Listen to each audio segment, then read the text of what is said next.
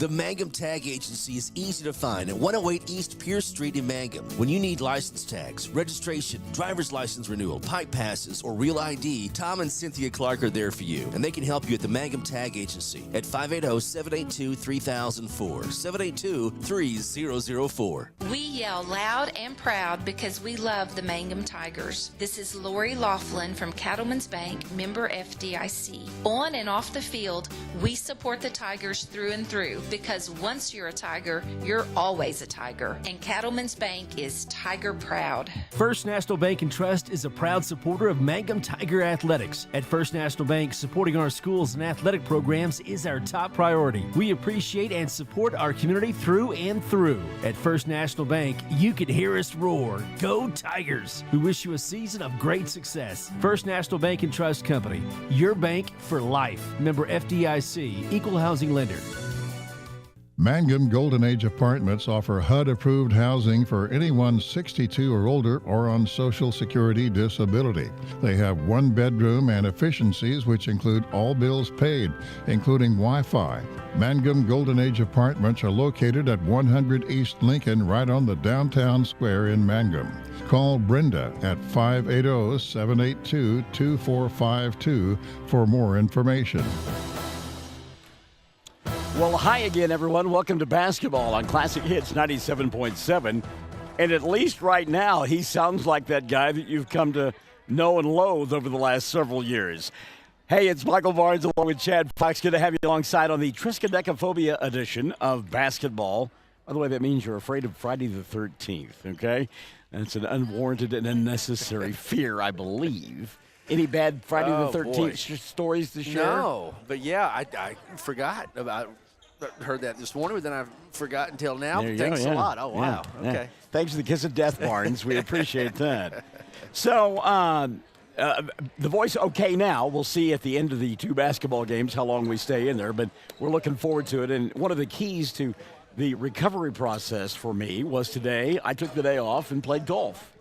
And that always makes you feel better, right? It does. Well, me, maybe. You're good. I'm not. No. So, I could get frustrated. But again, you're frustrated about that and not about anything else in your world. As we said more than one time today to our friends Tim, Howard, and Bill, a bad day on the golf course beats a good day at work any day of the week. So, and really, it was a great day until I had to get in my wallet and pay those clowns money, and that's always irritates me. So look forward to this one, a double dip between Apache and Mangum. And they're always listed as Boone-Apache, but Chad, I don't know, have I ever been to the town of Boone? I mean, it's a consolidated school district, and I've got to be honest with you, I am trying to remember if I have been through where Boone is located. Yeah, you know what? I'm like you. I'm not sure if it's east of there, or right. We're going to have to find out. We'll find out. Maybe one of our listeners, maybe one of our viewers will know and be able to pass along that information. Nonetheless, we'll go with Apache. That's the short moniker for them. The Lady Warriors, under the direction of Amy Merriweather, are 5-8 on the year. Now, of those 5 victories, 3 of them have come against Carnegie. They beat Carnegie back on December 2nd, 62-24. They beat Carnegie at the Minco tournament, 62-44 a week later on December the 9th. And then on January 7th, they beat Carnegie at the Slick Hills Invitational tournament at Apache. 39-37 was the final score there. So their other 2 victories, they beat the Oklahoma City Knights at that Slick Hills Invitational, their own tournament that they put on. And their other victory this season, who did that come against? Oh, Crooked Oak. They beat Crooked Oak by a final score of 49-21. So there you have it. They come in with a record, as we mentioned, of 5-8 under Amy Merriweather. Meantime, Mangum now 4-6 on the year. Hello, sir. Good luck to you tonight. 4-6 on the year after that loss to Hobart on Tuesday night. And we talked to head coach Brian Bingham after the ballgame. He said, look, we got beat. We know that. But I was pleased with the way the kids played. They played hard, and indeed they did. So this is a game that they've got to feel like going in. They have an opportunity to win. They know they will be facing juggernauts beginning next week at the Tri-County Tournament that gets underway on Thursday at WOSC. And again, keep in mind, Mangum will take on Lady in the Lady Bison a top 10 team in Class B. All right, we'll take a timeout, come back, and look at your starting lineups and get ready for the opening tap as we've got Mangum and Apache coming up here on Classic Hits 97.7. When you need auto repairs, save money and get it done right at Dwayne's Auto in Mangum. Dwayne's fixes flats, does brake jobs, turns rotors, alignments, that all-important air conditioning work, and general auto repair. If your car or truck isn't right, just head to Dwayne's Auto at 1205 North Lewis Tittle in Mangum. Call 782-5151. That's 782-5151. Mangum Tiger proud. 333 Dental Care in Mangum is the dental practice of Dr. Dustin Lively. His experience, skill, and compassion go together when providing exceptional, up-to-date patient care. Dr. Lively and his team of professionals are proud to help you with the best dental care possible, along with preventive care that will result in a beautiful, long-lasting smile. Call 580-782-2552 or visit the team at 333 Dental Care. They support the Mangum Tigers and Lady Tigers. Fresh floral arrangements created here in Mangum are the hallmark of owner Darla Hately at Flowers Unlimited. Remember that fresh flowers are a very personal and special gift that is so cherished when delivered for birthdays and anniversaries. She might say, you shouldn't have, but she'll be delighted. Flowers Unlimited. Call local at 580-782-2122. That's 782-2122. Flowers Unlimited in Mangum. Blair Tire and Feed on the corner of Highway 283 and 19 is your certified Firestone tire dealer and also a proud supporter of the Mangum Tigers and Lady Tigers. When you need tires, we're specialty trained and equipped to take care of you. Lyle Shaw and his crew at Blair Tire and Feed wish the Tigers lots of luck in today's game. And always remember, play smart, play safe, play hard, and play with pride. And good luck from everyone at Blair Tire and Feed on the corner of Highway 283 and 19 in Blair, Oklahoma. All right, welcome back to Mangum. We get set for Apache and Mangum in a girl-boy doubleheader. Girls starting off at about 6:30. And Incamos, am I saying that correctly? Incamos, yeah, is that right? I don't. Well, I'm not sure. Here comes the hot stepper. Apparently, oh, yes. That's the Yes, I'm sorry. That's the walk-in song for the Lady Tigers. I love it. Yep. Here's what makes this so much fun. This song was playing on the radio, and none of these kids were born. I mean, come on. This is great. I love it. And it is a fun Friday night. We have been loving the music that has been playing here tonight. I thought maybe they had piped in Classic Hits 97.7. We were listening to Earth, Wind, and Fire. We had some Thin Lizzy. The boys are back in town. Little Fergie and Will I Am. And let's get it started. And now, you're jamming with us. This is good stuff. This is quality. I've never seen Chad dance, but he's close. This song has got him close. That's right. He's running to groove. Oh, my goodness. You know, we were kidding tonight. I've got to ask about Shelly. How did she survive her Tuesday night in the hot box, also known as Carnegie? She did survive. And, yeah, it was a hot box, like you said. That's Hoop City, and that is what they are known for. But yeah, she survived, so she's helping Dudley with Cordell and Sayre tonight. So they're in Ouachita County. But yep, it's that time of year, baby. It's basketball season. It's crazy. Yeah, you talked about it in Mangum tonight, and a rare Tuesday night off in January, and then get ready for those 3 games next weekend at Western Oklahoma State College, and then the following week, another 3-game affair as they will play, I think, that week on Monday, Tuesday, and Friday. So it is basketball season, even though the weather is absolutely beautiful. We talked about being on the golf course today, and it was just a pristine day. Wind got up a little bit late in the afternoon, but the sunshine, the blue sky were absolutely phenomenal. And isn't it crazy? We were talking about this as we made our way to Elk City this morning. California in drought conditions forever. Yeah. And now they cannot get the spigot to turn off. Yeah, it's, dangerous. And mudslides and all kinds of stuff. So, yeah, you're right. Not used to it, that much water that fast. And they need water, but it's definitely coming down in a hurry. So, yeah, it's a weird time of year. And you mentioned, I think you guys did a smart thing, getting a golf the golf round in, as we know, we get late January, even early February. You just never know when that ice or that front may come through. And my buddy Damon Lane, who he posted recently, enjoyed January. February is shaping up to be brutal. So Nice. just please keep that in mind. All right, we're just a couple of minutes away from the opening tap. We're going to get your starting lineups. We'll have that opening tap. And then a full night of Friday night basketball on this Friday the 13th. Mangum and Apache coming up, Stick and Say. We are Classic Hits 97.7. Folks in Mangum know what to do when they need to quench a thirst, curb a hunger attack, or cool down with an ice cream. They just make the Loop at 918 North Lewis Tittle in Mangum. The Loop, supporting the Mangum Tigers and Lady Tigers. Something you should know about the Kendall Law Office. The Kendall Law Office is family-owned and local. They use up-to-date technology to ensure their productivity provides timely service to clients, and this always includes client access to our firm via email and text. Corey Kendall is experienced, hardworking, and honest. He always puts the client first, and all efforts are focused on the client's best interest. The Kendall Law Office. Locations in Altus and Mangum. Friends, it's important to take care of your eyes, so make an appointment soon with Dr. Michael Geiger in Altus, Seth Geiger in Frederick, and Bryce Geiger in Elgin, and a new addition to our staff, Dr. Maddie Rhodes. The Geigers are professionals and very good at what they do. Geiger Eye Care is proud to support youth and sponsor sporting events. They encourage you to attend all the events you can and be involved with our youth. Geiger Eye Care, Michael and Maddie in Altus, Seth in Frederick, and Bryce in Elgin. Make an appointment soon with Geiger Eye Care, Altus, Frederick, and Elgin. We are a community of ongoing legacy and tradition. This is Lori Laughlin from Cattlemen's Bank, member FDIC. We are so proud of the continued success of the Mangum Tigers on and off the field. Good luck on another exciting sports season, Tigers. Cattlemen's Bank is behind you all the way. Greer County Farm Bureau agents Mickey Lively and Rod Calhoun support high school sports. Mickey and Rod offer insurance for property, auto, casualty, life, commercial, and crop insurance. They're ready to serve you at 231 North Oklahoma in Mangum. Call 580-782-3827.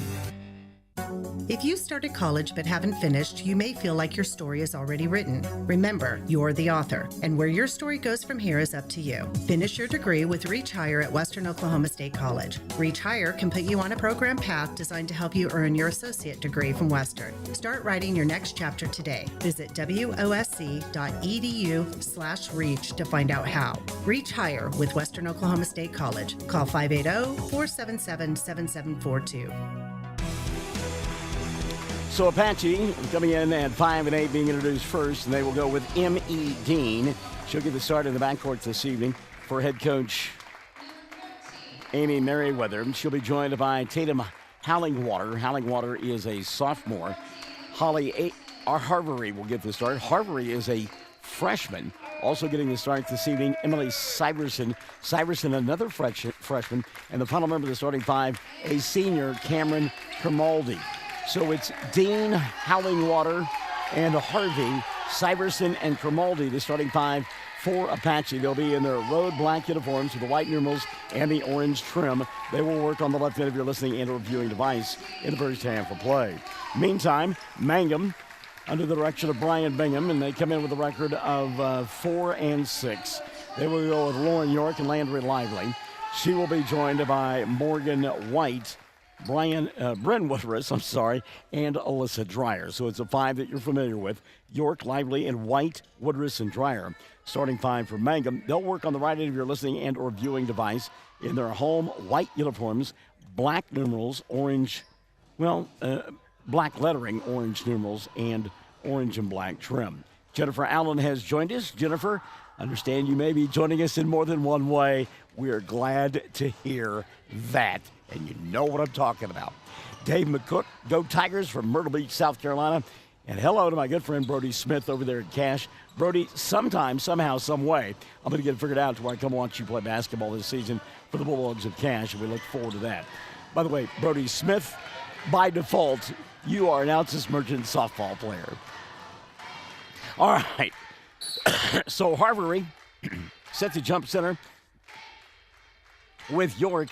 And the tap going to be controlled by Apache. And immediately they'll throw the basketball away. Good hands that time by Morgan White. as they tried to force it inside to Hallingwater, and the pass was way short. So the first turnover, Mangum will get it as we are underway. 7:45 in quarter number one. See if they can take advantage of that early error. The scouting report about Apache tells us that they will shoot shots from any angle. They are certainly a team that has never met a shot they didn't like. So you don't want to get into a game of horse with them, is what I am told. White puts up the shot, may have been partially blocked by Harvery. Battle for the loose basketball, lost out of bounds, last touch by Apache, and Mangum will get it underneath their own basket. I know I don't sound that great, but it's got to be better than what you listened to on Tuesday night, right? York on the inbounds play, couldn't make the shot go down, and the rebound taken away by Hallingwater.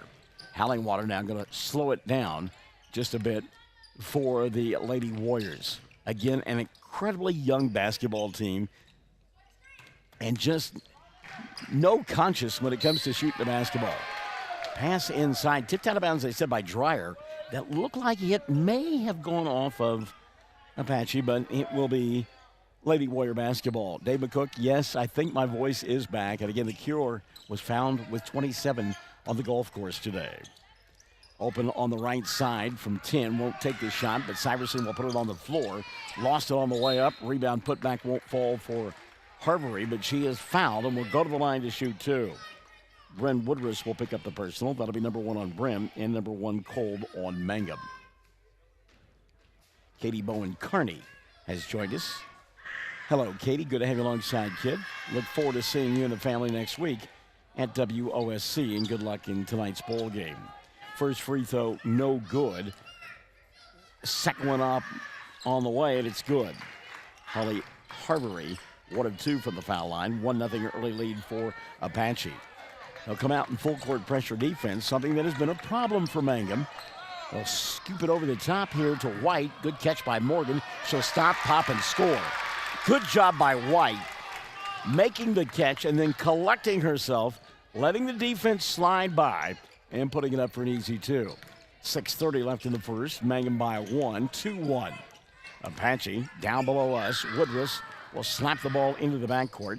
Dean will track it down, and now a travel will be called in the open floor on Syverson. Emily was looking to make a pass, and nobody was focused on her in a black shirt, and she just took a walk on the wild side. So with 6:15 left in the first quarter of play, Mangum on the offensive end. Woodruss thought about the three, got her feet set, and then didn't take the shot. Had the ball knocked out of her hands. Lively will track it down at the timeline, lose it, but Dreyer picks it up. Lob inside White. One dribble, one bounce, and 2 shots. So twice now, Morgan has gotten the ball inside on successive possessions, has gone with a little one dribble drop step and put it off the rim for 2. White with 4, and Mangum leads it 4-1. 5:40 left in quarter number 1.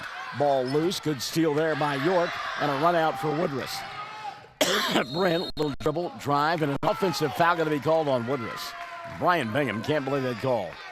Yeah, that's... Woodruss will pick up her second foul.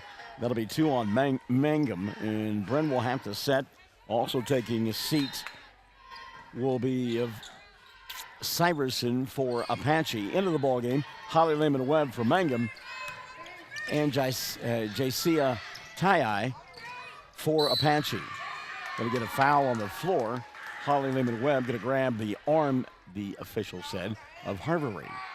That'll be her team's third foul. Oh, they called it on Morgan White instead. Well, no wonder that Holly looked perplexed. They called it on White instead. It looked like at first they're going to call it on Holly. 3-ball Dean. Emmy shot too strong. Battle for the loose basketball, and finally out of the pack comes Holly Lehman-Webb. She'll slow it down to York. Now Woodruss in the front court. That's Lively instead, and a bump and a bang on Bren. Call on Grimaldi will be her first, and team foul number 1 called on Apache. Amanda Johnson has joined us in the broadcast booth. Good evening, Amanda. Hope all is well with you. 5:12 left in quarter number 1. Lively, the inbounds pass. She'll come here on the near side to Lehman-Webb. White posting up inside, but they can't get her the ball. Backdoor to York. Lauren off the screen and didn't get it to go. Shot it too hard, and the rebound going to be taken away by Apache. It was a good set play. They just didn't convert. How about the defensive Dreyer? Stood her ground, took the ball away. Now a run out for Lively. She'll dribble, drive, go between a couple of defenders, miss the shot but get fouled, and will go to the line to shoot two. Emmy Dean will pick up her first and number 2 on Apache. So Mangum not shy tonight about running the floor. They are getting it, turning, and going. Couple of free throws here. Lively's first, no good. Landry will have one more. 4:47 left in the first. 4-1 ball game. Mangum on top. Second one on the way. Back of the iron won't fall. And the long rebound going to be collected by Apache. Outcome here on the near side. And Emmy Dean will run the offense. Dean to Tai. Fires a three. Doesn't get it to go. Rebound off of Morgan White, and it will still be Apache basketball. That's a classic example of what we talked about in our scouting report. They will shoot from anywhere, and Tai showed it right there. Inbounds pass over the top, caught nicely by Hallingwater. She'll go back inside to Tai. Good weak side defense by York, who ties up the basketball. Now it's loose on the floor, and we'll get a jump ball as... Excellent job there by Morgan White. She did a little croquet there, went between the wickets of Harvery and tied up that basketball. York now into the front court by Tai. She'll dribble, drive, and get fouled. No call. Ball out of bounds. Oh, my goodness. Mangum bench can't believe there was not a foul on that play. Ball was last touched by Apache. 4:15 left in the first. It's been fast and furious early on. Inbounds past York, and that time the foul will be called as she got hammered. Tatum Hallingwater will pick up the personal. That'll be number 1 on Tatum and number 3 on Apache. Charles Stowe says, "You need to know, Mr. Barnes, I'm watching." I think that was a song by Rockwell, wasn't it? No, someone's watching me. Okay. First one for York is good. Lauren will have one more. Some guy named Michael Jackson helped out on that song. I think that's why it was so successful. Second one on the way, goes. So York hit them both, and Mangum leads it 6-1. 4:10 left in quarter number 1. Hallingwater brings the ball across the timeline now for the Lady Warriors. Taken away by York, but Lauren ran out of real estate across the way and is out of bounds. Great anticipation that time by Lauren. Step into the passing lane and slap that ball away. Couldn't keep it from going out of bounds. Hallingwater now will reset. Picked up out high by White. Morgan's done a nice job with it. That's a travel. Yes, thank you. The official wanted to make the call. I don't know if he couldn't get the whistle to work or he just was unsure, but he finally called it, and it was the correct call. Timeout going to be taken here. 3:56 left in the first. 6-1. Mangum on top. We're back in 30 on Classic Hits 97.7. Mangum Brick Company has been operating since the early 1900s. They're the largest private employer in Greer County. Mangum Brick is proud to support high school athletics radio broadcasts. And if you know of someone looking for work, always check with Mangum Brick, as they may be hiring. Everyone wants to be on a winning team. That's why Great Plains Bank is a proud supporter of the Tigers. No matter what life may throw at you, Great Plains Bank has the play drawn up, and we're ready to go into overtime to win your business. What makes Great Plains Bank different is that we will make the extra push to get you to the goal line. When it comes to your family's finances, every play counts. So pick a teammate you can trust. We want you on our team because with customers like you, we are greater together. Great Plains Bank, member FDIC and equal housing lender. Out of the timeout, Mangum with the basketball and a travel committed by Landry Lively. Brian Bingham upset with a call, but I think when you look at that, Landry, I think, did drag the foot. She wanted to make a pass, but again, didn't have anybody looking at her, and that little slight drag, and I'm going to agree with the official on that one. Turnover going to give it back now to Apache. 3:35 left here in the first. Mangum up 6-1. Hallingwater going baseline, double team. Tai forces the ball inside, misses the shot. Rebound loose under the floor, under the basket, and taken away by York. And Mangum's got numbers. Lauren inside, shot won't go. Rebound lost out of bounds, last touch by Apache. 4-on-2, fast break. Mangum didn't convert, and it's due in large part because it's not their game. They're not used to that. Still trying to adapt to it. So it will be an inbounds pass to Morgan White. Can't get the shot to go down. Ball out of bounds. Brian Bingham says, "No, what? Wait a minute now. That ball was slapped away by somebody in black, Holly Harvery, but apparently the ball was out of bounds already before she touched it." So here comes Hallingwater looking for a screen out high and away from the ball. A foul going to be called, I believe, on Alyssa Dreyer. Collision between her and Grimaldi, and they did get Alyssa. So on Dreyer, that'll be her first, and team foul number 4 called on Mangum. Substitutions now for Apache, as Michaela McGuire will come into the ballgame. And also back into the contest, Emily Syverson. McGuire will go inside to Harvery, and they're going to get Harvery for a walk. Well, neither coach happy with the travel violations, but the officials have been consistent. York now below us loses the basketball. Great effort getting inside and tying up the ball was Morgan White. A jump ball going to be called, and I believe it's Apache's arrow, and it is. So McGuire will inbound in front of us, and she does. Grimaldi will pick up the loose basketball. 6-1, 2:50 left in the first. Mangum by 5. And popping out Ty puts the ball on the floor. Double team, comes near side. 3-ball McGuire. Spins in and out. Ty tried to keep the rebound alive, but Morgan White will come up with it for Mangum. York now pushes it across the timeline for the Lady Tigers. She'll get a clear out, go inside, stop, pop, missed the shot. Was looking for contact, didn't get it. White with the rebound, lost it, but Landry's there to pick it up.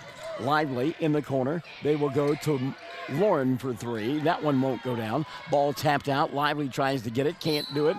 And I believe they said it was last touch by Landry, and that will be the call. 2:15 left in quarter number 1. And again, no field goals to this point for Apache. They will shoot until they make them, though. I mean, they just have that mentality.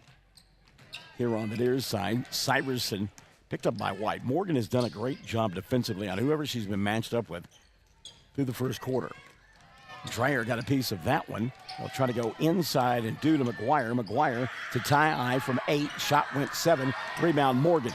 Talked about her, and she came up with it. Now here comes Alyssa. Dreyer into the front court. Skip, right side. 3 on the way. Lehman Webb got it! Holly knocking it down from distance. See if they gave her a 3. No, it was just a 2. Said she was on the line, so only a 2 for Lehman Webb. Nonetheless, it's an 8-1 ball game. Mangum on top. 1:20 left in the first. And again, away from the ball, a foul going to be called. This time a grab is called against Apache, I believe. Yeah, that'll go against Apache, and that's on Ty. So Ty will pick up her first, and 4 now on the Lady Warriors. Check the 5 of the floor for Mangum as York will sit down. It's Lehman Webb, Lively, White, Dreyer, and now Maddie Paxton has come into the ballgame for the first time tonight. 70 seconds left in the first. Mangum on top, 8-1. Lively thought about the 3, puts it on the floor, goes baseline, is cut off, and 3 seconds going to be called. Yeah, Morgan White got trapped inside. And Brian Bingham down below us says, yeah, those are bad. Those are the kind of mistakes you can't make. So the turnover gives it back now to Grimaldi and company. She'll come to Ty in front of us, matched up with Alyssa Dreyer. That's a good matchup there. We like that one. Ty and Alyssa getting after it. Now Ty near the timeline nearly turned it over, puts it back on the floor, goes inside. We've got a collision, and there is no call other than the ball went out of bounds. And again, I like the call because Ty did make contact, but the defender stayed straight up. Dreyer now back the other way to the free throw line. She'll stop. Pop 15-footer, no good. Ty with the rebound and gave up the ball before she traveled to Emily Syverson. Syverson into the front court. 15 seconds left in period number 1. Except for the free throw, Mangum pitching the shutout here in the first. Off-balance shot put up with the left hand. Did not fall for Grimaldi. Paxton, cross court to Webb. Lehman Webb inside, a bump, a bang, no call. Shot no good, rebound White, no call. And the buzzer will sound, and the period will come to an end. 8 on the board for Mangum, 1 for Apache after the end of the first 8 minutes of play. Scintillating here in Mangum on Classic Hits 97.7. Triad Home Health in Mangum is locally owned and offers nursing, physical therapy, occupational, wound care, IV therapy, and more. All administered by people who go above and beyond for you. Phone Triad Home Health today at 580-782-5800. That's 782-5800. Around here, we say go Tigers. This is Jacob Gilner from Cattlemen's Bank, member FDIC. We love our Mangum Tigers, so suit up in your best and brightest orange, and we will see you at the games. Cattlemen's Bank is Tiger proud. Hi, I'm Anna with Dapper 14 Boutique at 209 North Oklahoma in Mangum. I would like to wish everyone a Happy New Year and invite you to visit our store. We feature clothing and accessories in all sizes for all ages. Start the new year off right with something special from Dapper 14. Come see us or visit us on Facebook or at dapyr14.com. By the way, worth noting, the lovely and talented Anna is here tonight. She's actually collecting money at the concession stand. And I don't know if you saw her Facebook Live last night concerning Prom-A-Palooza. But if you didn't, go find it. Go find the recording of it. It was good stuff. And get ready for Prom-A-Palooza coming up 2 weeks from tomorrow. Mangum with the ball to begin the second period of play. They're on the right end of your listening and or viewing device. Lauren York going to go inside. Reverse layup. And got it to go, Lauren York. She's got 4, and Mangum leads it 10-1. We'll get the 5 of the floor for the Lady Tigers in a moment. Apache with the basketball on the right end of, or left end of your listening and or viewing device in their road black uniforms, white numerals, and the orange trim. Cromaldi at the left elbow. She'll go to Ty-I. Ty-I got to put it on the floor. Ran into York, no call, and now a travel will be called on Cromaldi. Cameron out there, along with Jaisa Ty-I checking back into the ballgame. Emmy Dean. Tatum Hallingwater will come back in. And the final member of that 5 out there will be Emily Syverson. Meantime, Mangum's got Holly Lehman-Webb, Brenda Woodruss, Alyssa Dreyer, Maddie Paxton, who has the ball, and Lauren York. Ball going to be tipped out of the hands of Paxton. Run out opportunity for Cromaldi. Cromaldi around York, puts up the shot, didn't get it to go, and on the rebound, the putback won't fall for Cromaldi. Second opportunity, and this one is up and in for Hallingwater. So Tatum makes it a 10-3 ball game. First field goal of the contest for Apache. And we're going to get a foul near the timeline. And I believe that's on Tatum Hallingwater. It will be her second. And team foul number 5 called on Apache. Oh, no, they called it instead on Jaisa Tai. So Tai will pick up the first one. Okay. Oh, now they've changed it. All right, I thought that was correct. Meantime, Mangum will lose the ball again on the offensive end. Emmy Dean with a run out. Dean going to give it up on a dribble drive penetration to Harvery, and Holly will lay it up and in. So back-to-back buckets for Apache. Mangum with numbers, though. 3-on-1 fast break. Count the bucket and the foul. Dreyer with a chance at a three-point play. That is physicality, kids. Alyssa, first field goal of the night, will check the foul. It's on Harvery. Yeah, the voice is back. Couldn't have done that on Tuesday, right? 6 now on Apache. And a three-point opportunity for Alyssa is good. Dreyer will set down. Morgan White will come back in.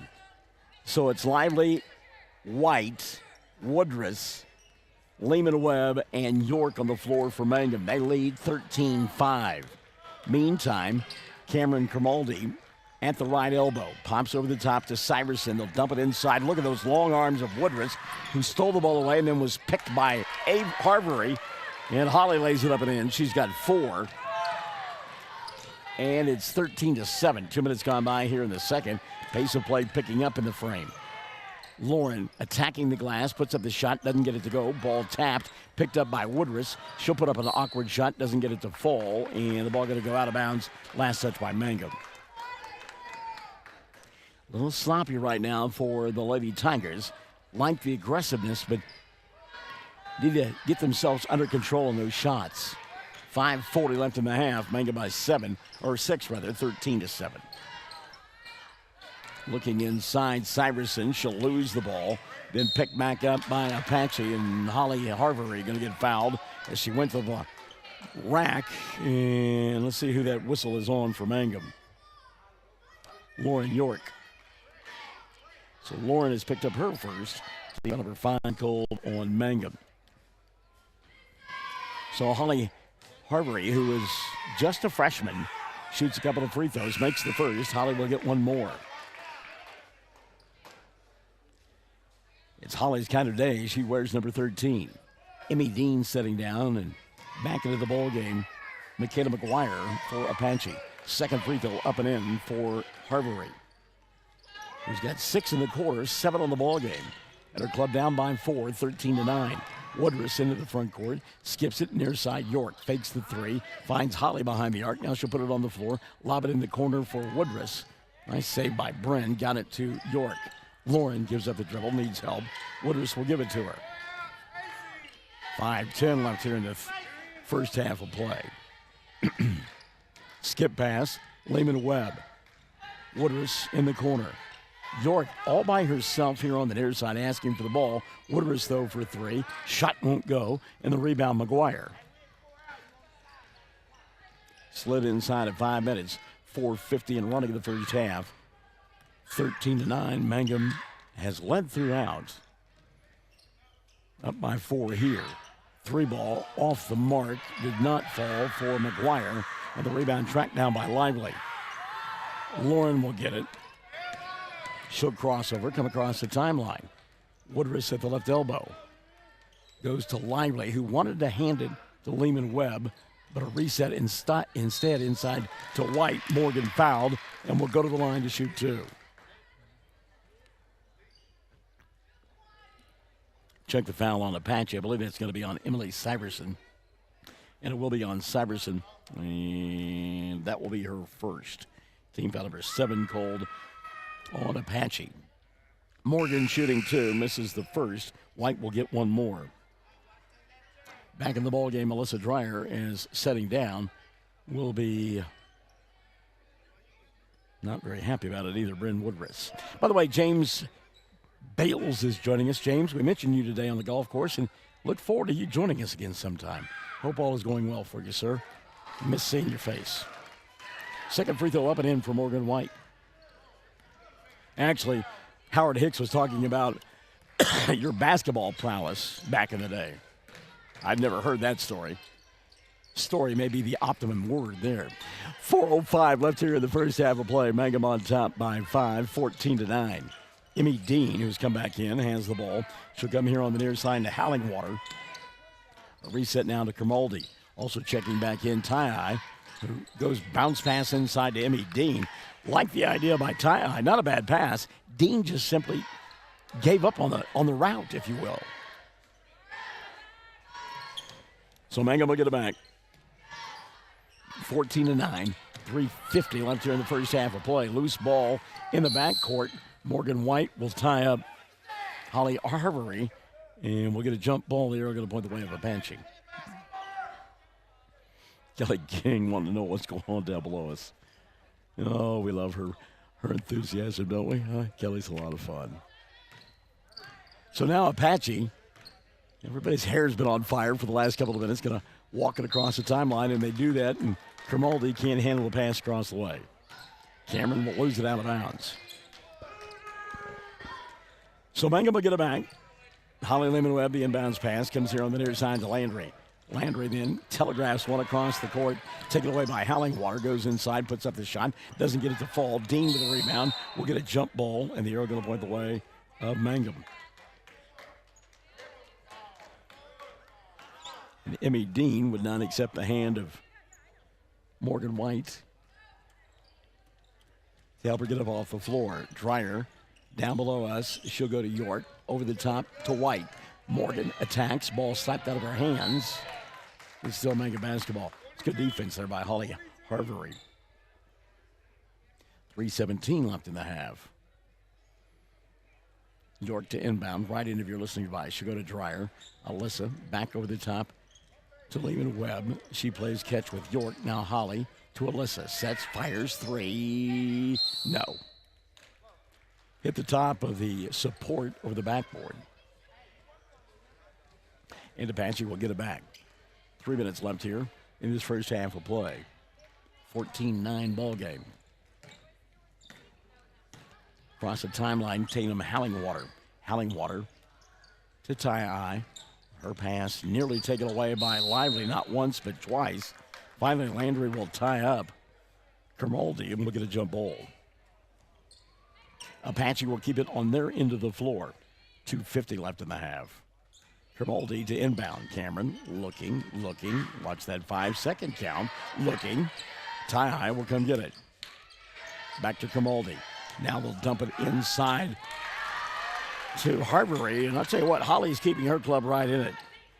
She's got 8 in the quarter, 9 for the ball game, and steals this one away. And then promptly loses it. Lauren on the run out, has numbers. She'll attack, shoots it over to Harbury. No call on the foul.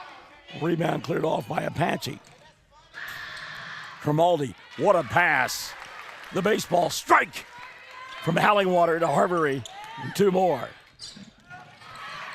Now York stumbling, bumbling, fumbling, getting hammered, and will go to the line to shoot 2. Kelly King said was foul number 9 on her. And in fact, it was just the 3rd on Hallingwater. 8 now on Apache. Lauren to shoot 2. First one on the way for York. No good. She'll get 1 more, Lauren York. Hallingwater will set. Emily Syverson will come back in. Lauren, who is 2 for 3 from the line, will shoot 1 more. This one's good. So York, 1 of 2, makes it 15-13 now. 2:10 left in the first half of play. Mangum on top by a pair. A furious second quarter run by Apache, led by that young lady, Holly Harbury, who couldn't handle the pass, but they said it was last hit by Lauren York. So the ball will retain in the possession of Apache. 1:59 left in the first half. Inbounds pass, Syverson.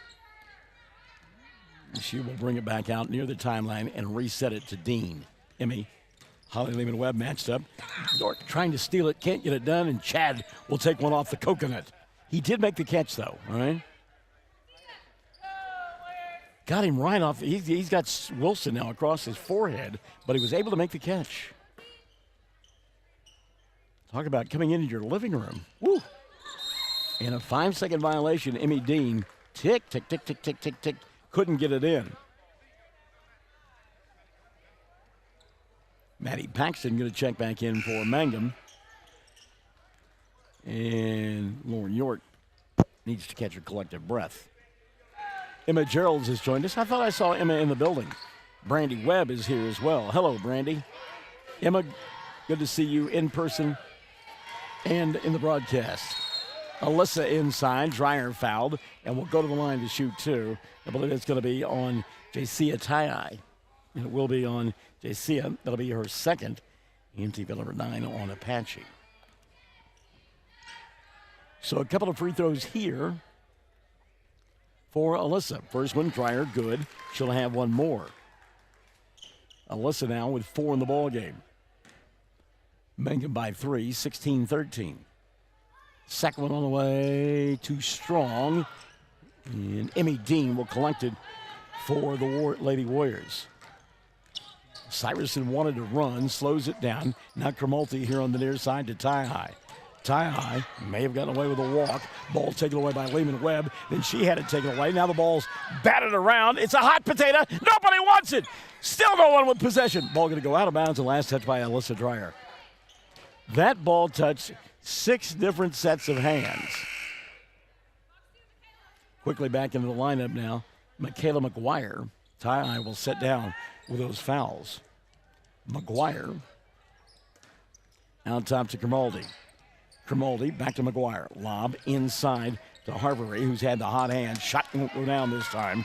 And the rebound taken away by Morgan White. 60 seconds left in the first half of play. Mangum by 3, 16-13. This is like somebody's address. Maybe mine. Lehman Webb at the free throw line to Dreyer. Give, go, Holly inside. Shot off the window. Didn't get it to go, and the rebound taken away by Michaela McGuire.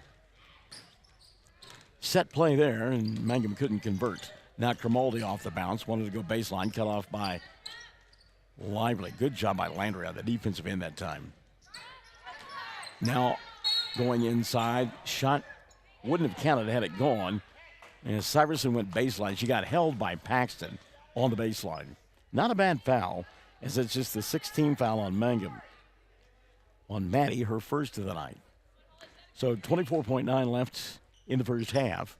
A non-shooting foul. I like the call. Sherry Shepard-Kindle has joined us. Hello, Sherry. Travel. Yep. Gonna happen every time.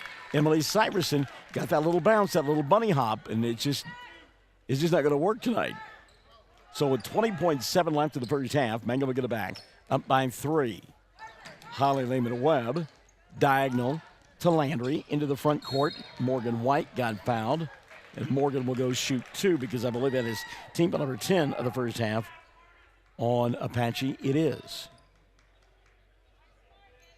They call that on Howling-Water, I believe. Let's see. 12.3 left in the first half of play. And it's on Harvery instead, or second. So Morgan to shoot 2. White, 1 of 2 from the line in the first half. Shot no good. And another free throw due Morgan White. And as we mentioned, it was team foul number 10, and so that's why the 2 free throws. So Morgan, a second opportunity here. That one goes. So Morgan, 1 of 2. It's 17-13. We're down to 10 seconds left in the first half of play. Kermalty out high. Good defense by Mangum. Emmy Dean kicks it in the corner. 3 ball on the way. It will not stay down for McGuire. And the half will come to an end as the ball rolls out of bounds. We have played 16 minutes. This is a good one. Up and down the floor. 17 on the board for Mangum. 13 for Apache. 17-13 at the half. Mangum in front of Apache here on Classic Hits 97.7. Jamie's Auto is proud to sponsor Mangum Tiger sports coverage. When you need a new-to-you reliable vehicle, always remember to visit Jamie's Auto Sales on Lewis Tittle in Mangum. Jamie makes it easy to buy a great used car with 5 lenders available, and your new-to-you vehicle comes with a 3-month 4,500 GWC powertrain warranty. Talk about peace of mind. Remember Jamie's Auto in Mangum for your next vehicle purchase. And go Tigers! When it comes to funeral homes, there are several to choose from. But choosing a funeral home that is locally owned offers the advantage of the local owners who are involved right here in the community, helping you during your time of need. Greer Funeral Home owners Carson and Stacy Van Zant are perfect examples of owners who offer that family-like connection that you'd expect from a friend and a neighbor. Greer Funeral Home in Mangum and Granite, providing dignity and respect.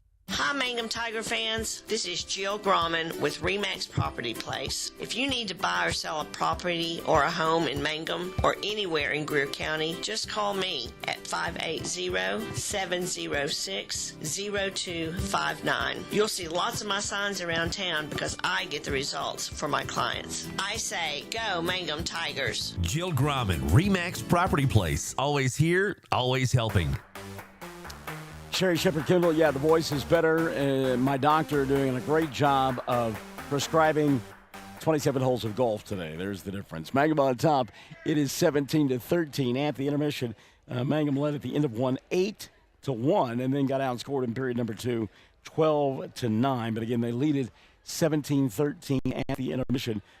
Point totals look like this. Morgan White has got a half a dozen at the intermission to lead Brian Bingham's team. Lauren York has got 5, 4 at the intermission for Alyssa Dreyer, and then 2 on the night for Holly Lehman-Webb. Mangum from the foul line in the first half of play, 7 of 13, and they are on top by 4, 17-13. Foul situation for the Lady Tigers. A good first half when you look at fouls. Brendan Woodruss, the only player with more than one foul in the lineup for Mangum, and again, they lead it by 4. On the other side of the ledger, it was a Holly Harvery show there in that second period of play. Holly had 8 points in the quarter, has 9 at the half, 9 of her club's 13, and is keeping them in the ball game. Tatum Howlingwater, who had back-to-back layups, has the other 4 points for Apache. And again, Mangum leads it 17-13 at the half. Apache from the free throw line, by the way, 3 of 4 in that first half of play. Foul situation for Amy Merriweather's team. Tatum Howlingwater has got 3, multiple fouls as well for Holly Harvery and for JC Atai. At the half, Mangum on top 17-13. Second half coming up. Stick and stay. We're Classic Hits 97.7. Great food made fresh with the best ingredients possible under the direction of Chef George is what you'll find at the newly remodeled J&P Mexican Grill in Mangum. Now, if you haven't tried the Mexican and American favorites at J&P Mexican Grill, what are you waiting for? They're open Tuesday through Saturday for lunch, dinner, featuring homemade desserts. For takeout, call 580-706-5042 and like them on Facebook. J&P Mexican Grill in Mangum.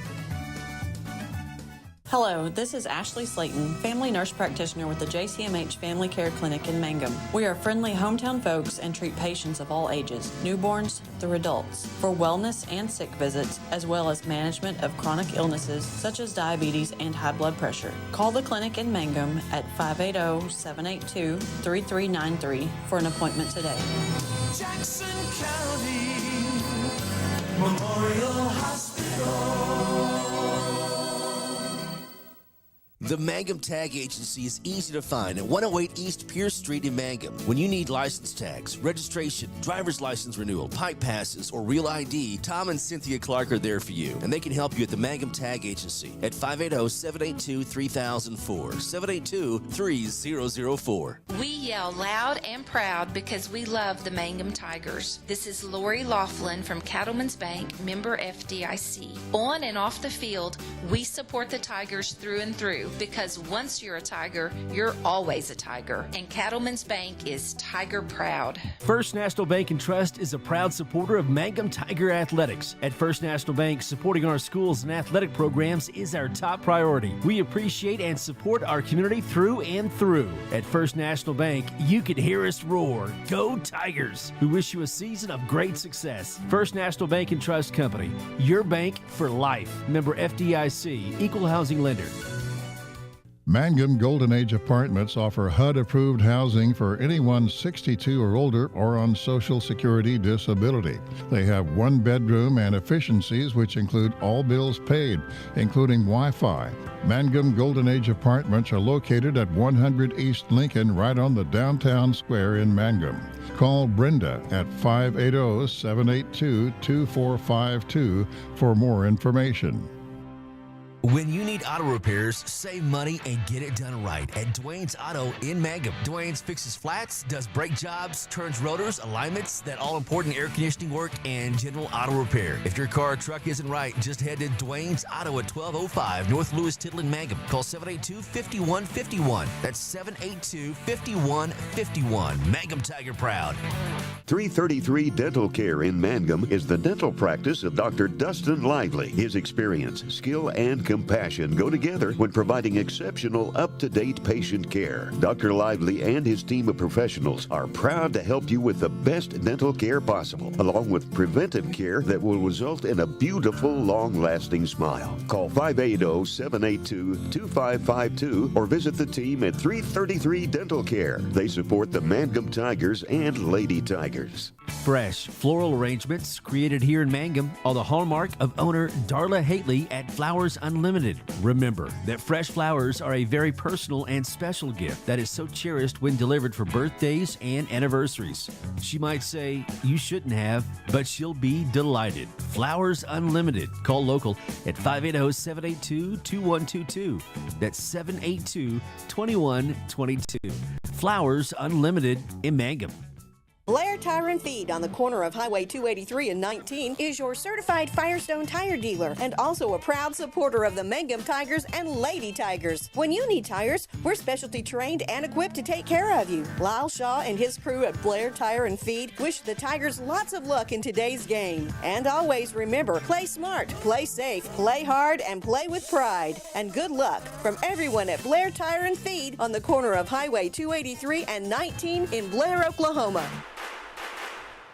Second half about to unfold here on Classic Hits 97.7 between Apache and Mangum in the first of two bowl games. And our dear friend April Gerald's checking in with us and said, hey, remind them about Prom-A-Palooza, which we do. It's coming up in a couple of weeks. Takes place at Dapper 14. Girls from all over western Oklahoma can come get prom dresses free of charge. They are treated like royalty. And this is just fantastic. When April told me this a couple of weeks ago, she got me the information. And at that time, they had 50 prom dresses that have been donated. She now sends me a note tonight, says 100 dresses have been donated, and they are still collecting. Wow. Community effort, she says. The goal was 50. God is good, and we've got 100. So, April, thank you, sweetheart. We appreciate it. And wow, what a great job you and your buddies are doing, putting together Prom-A-Palooza. Going to be a lot of fun. And sometime between now and the 28th, we're going to get you on the air and have you talk to us about it. Mangum with the ball to begin the third period of play. They've got it on the left side of your listening and or viewing device. Morgan White is out there with Alyssa Dreyer, who just got fouled by Emmy Dean. That'll be 2 on Dean. And team foul number 1 on Apache in the second half of play. So it's Lauren York, Morgan White, Alyssa Dreyer, Landry Lively, and Brent Woodruss for Mangum. Left end of your listening and or viewing device as they go inside to York. Off the glass, shot too strong. Rebound, though, battled by and gotten by Woodruss, and then Brent loses it out of bounds. Turnover, going to give it back to Apache. They're going to work offensive for the first time here in the second half in their road black uniforms, white numerals, and orange trim. Tatum Hallingwater going to bring the ball up the floor. She tried to go to Dean. Ball knocked out of bounds. Good anticipation across the way by the long arms of Brent Woodruss. Also out on the floor, Cameron Kermaldi, who will inbound across the way. Emily Syverson, and the final member of the five on the floor is Holly Harvery for Apache. Harvery matched up inside with York, asking for the ball. They don't get it to her. It'll be Syverson out high instead. She'll come here on the near side to Dean. Emmy. Tough pass and catch there. And now a ball thrown away. Good defense by Woodruss. She sloughed off her player, went in the paint, took the ball away. Lively the other way. That's 2 if it goes. It didn't. High to get the rebound is Harvery. And now here comes Apache. Minute gone by in the third. Down to 6:50 left in the quarter. Dean going to go baseline. Lobbed it inside. There to take it away is York.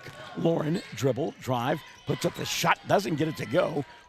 Rebound picked up by Woodruss. Boy, there are people all over the floor. Wide open York. We've got an injured player. There was an ugly collision that took place between 3 Apache players trying to come up with that basketball. Syverson really took the brunt of that.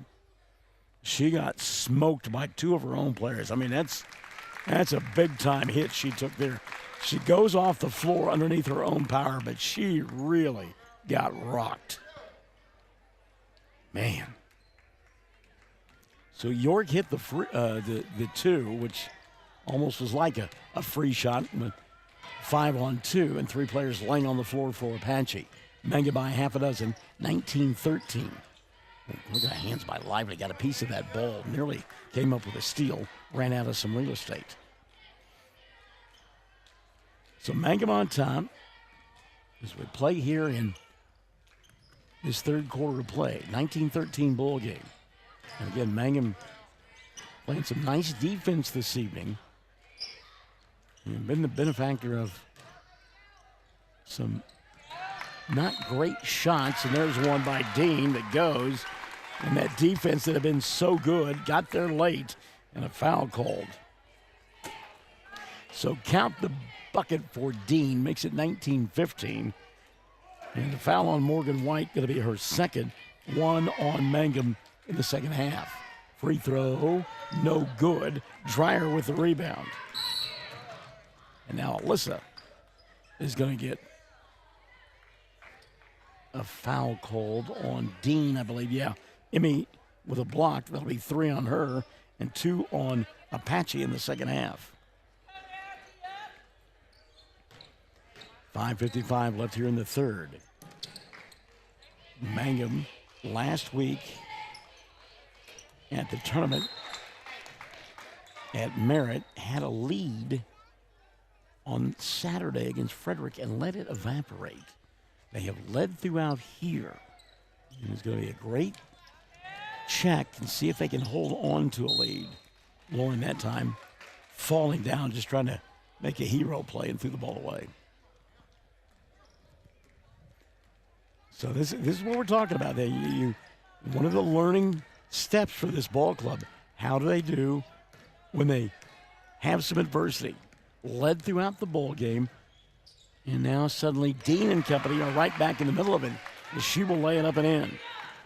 Emmy now with a couple of buckets in the quarter, and it's a 19-17 contest. White wide open underneath the basket, and getting there late and blocking the shot is Howling Water. Missed opportunity for Mangum.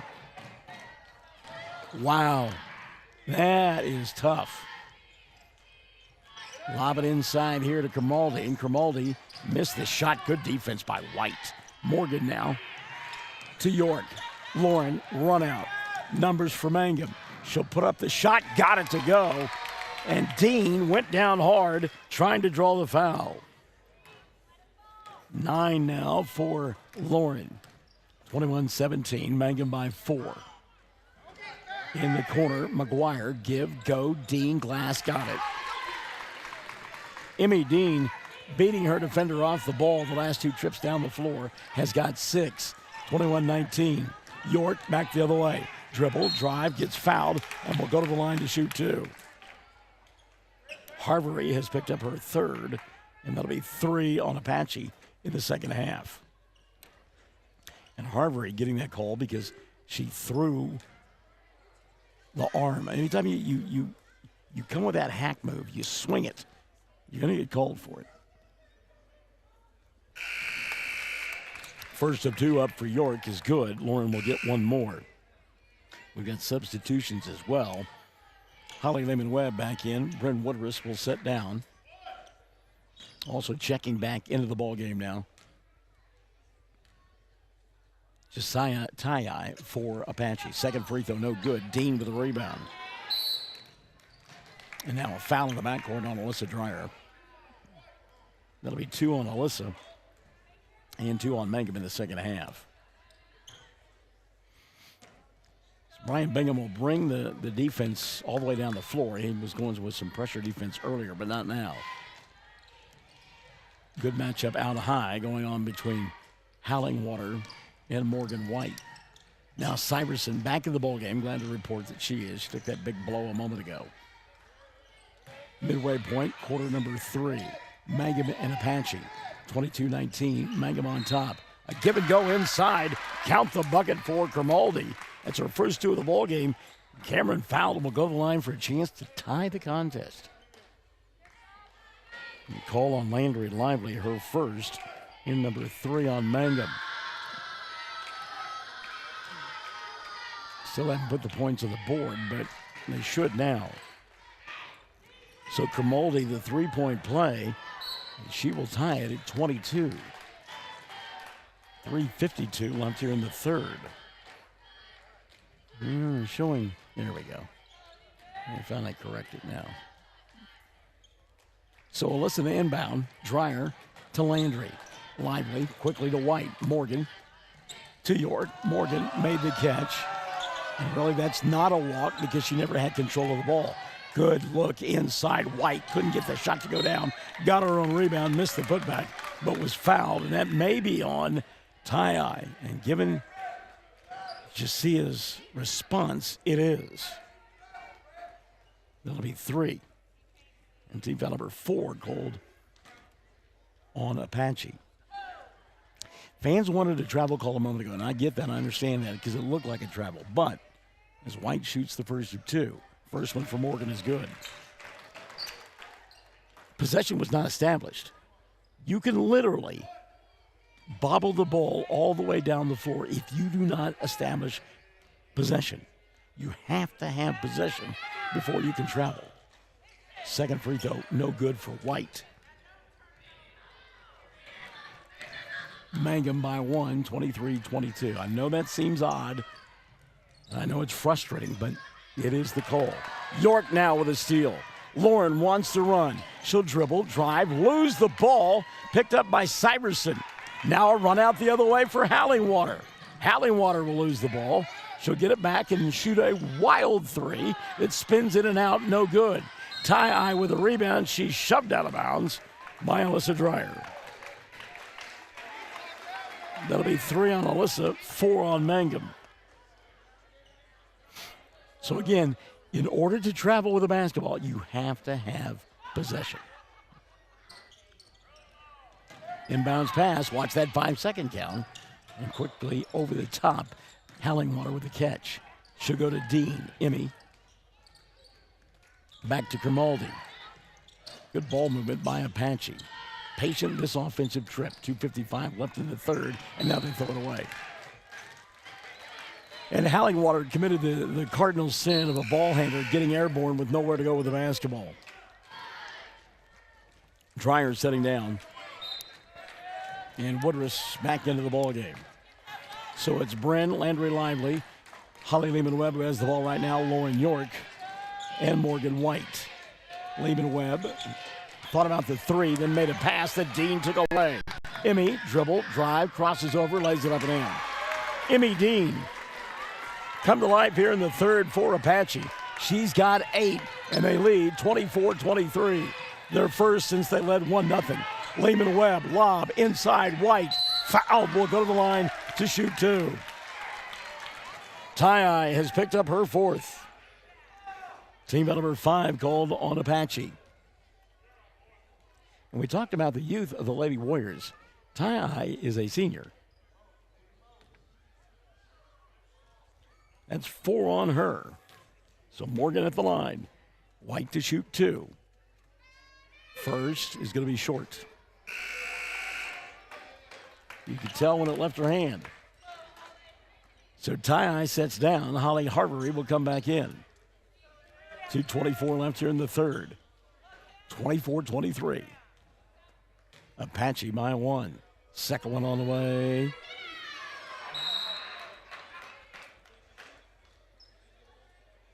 And the thing about that's a lane violation, but White didn't ever shoot the ball. So there really is no penalty involved there. It's not like she's going to get 2 shots here. So Morgan, the second of the 2, and it doesn't go. So really there was no penalty there against Apache for getting into the lane early because the ball was never shot. A quirky deal, but a true deal. Now we're going to get a foul off the ball on Apache. Wow. Is that on Holly Harvery? I think it is. No, they called it instead on Emily Syverson, her second. 6 now on Apache. It may have been an equalizer there. York inside. She'll get hacked, and we'll go to the line to shoot 2. And Hallingwater will pick up her 4th. 7 now on Apache. 2:04 left here in the third. Lauren to shoot 2. Man, got to do a better job from the stripe. York misses. Wow. Mangum has missed their last 5 free throws. 24-23, Apache by 1. Mangum with opportunities. Second one on the way is good. A timeout going to be taken by Brian Bingham. 2:04 left in the third. 24 all. Apache and Mangum. We're Classic Hits 97.7. Folks in Mangum know what to do when they need to quench a thirst, curb a hunger attack, or cool down with an ice cream. They just make the Loop at 918 North Lewis Tittle in Mangum. The Loop, supporting the Mangum Tigers and Lady Tigers. Something you should know about the Kendall Law Office. The Kendall Law Office is family-owned and local. They use up-to-date technology to ensure their productivity provides timely service to clients, and this always includes client access to our firm via email and text. Corey Kendall is experienced, hardworking, and honest. He always puts the client first, and all efforts are focused on the client's best interest. The Kendall Law Office, locations in Altus and Mangum. Friends, it's important to take care of your eyes, so make an appointment soon with Dr. Michael Geiger in Altus, Seth Geiger in Frederick, and Bryce Geiger in Elgin, and a new addition to our staff, Dr. Maddie Rhodes. The Geigers are professionals and very good at what they do. Geiger Eye Care is proud to support youth and sponsor sporting events. They encourage you to attend all the events you can and be involved with our youth. Geiger Eye Care, Michael and Maddie in Altus, Seth in Frederick, and Bryce in Elgin. Make an appointment soon with Geiger Eye Care, Altus, Frederick, and Elgin. So some clarification from Toonie Lucas Lively there at the scorers table. The official pointed as though it was Apache's timeout, and we were confused by that as well because Brian Bingham was right in front of us. They called the official over and said, no, I pointed the wrong way. So that was a timeout charged to Mangum. Tied at 24, a minute 50 left here in the third.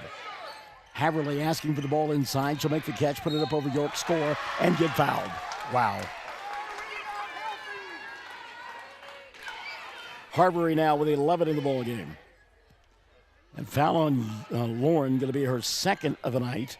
And team number 5 on Mangum. 2-point ball game. Holly Harbury, who is 3 of 4 from the line, has a 3-point play. Give her a dozen, 27-24. 1:40 left here in the third. Lively going to attack, go inside, force, miss the shot, rebound taken away by Harbury, and Emmy Dean and company want to run. Dean into the front court, York with the steal. Lauren back the other way for Mangum. She'll double dribble, got away with it. Wow.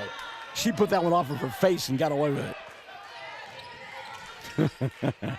Well, sometimes you're the bug and sometimes you're the windshield. Lively walk that time, not going to get away with that.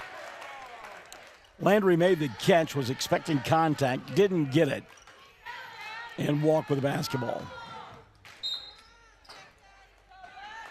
So the Cosmos have everything in order. 70 seconds left, third period of play. Emmy Dean, who's come off the bench here in the third and just been a scoring juggernaut, will throw that one away. She wanted to go to McGuire on the baseline, and the pass was too tall. Full court pressure defense now for Apache.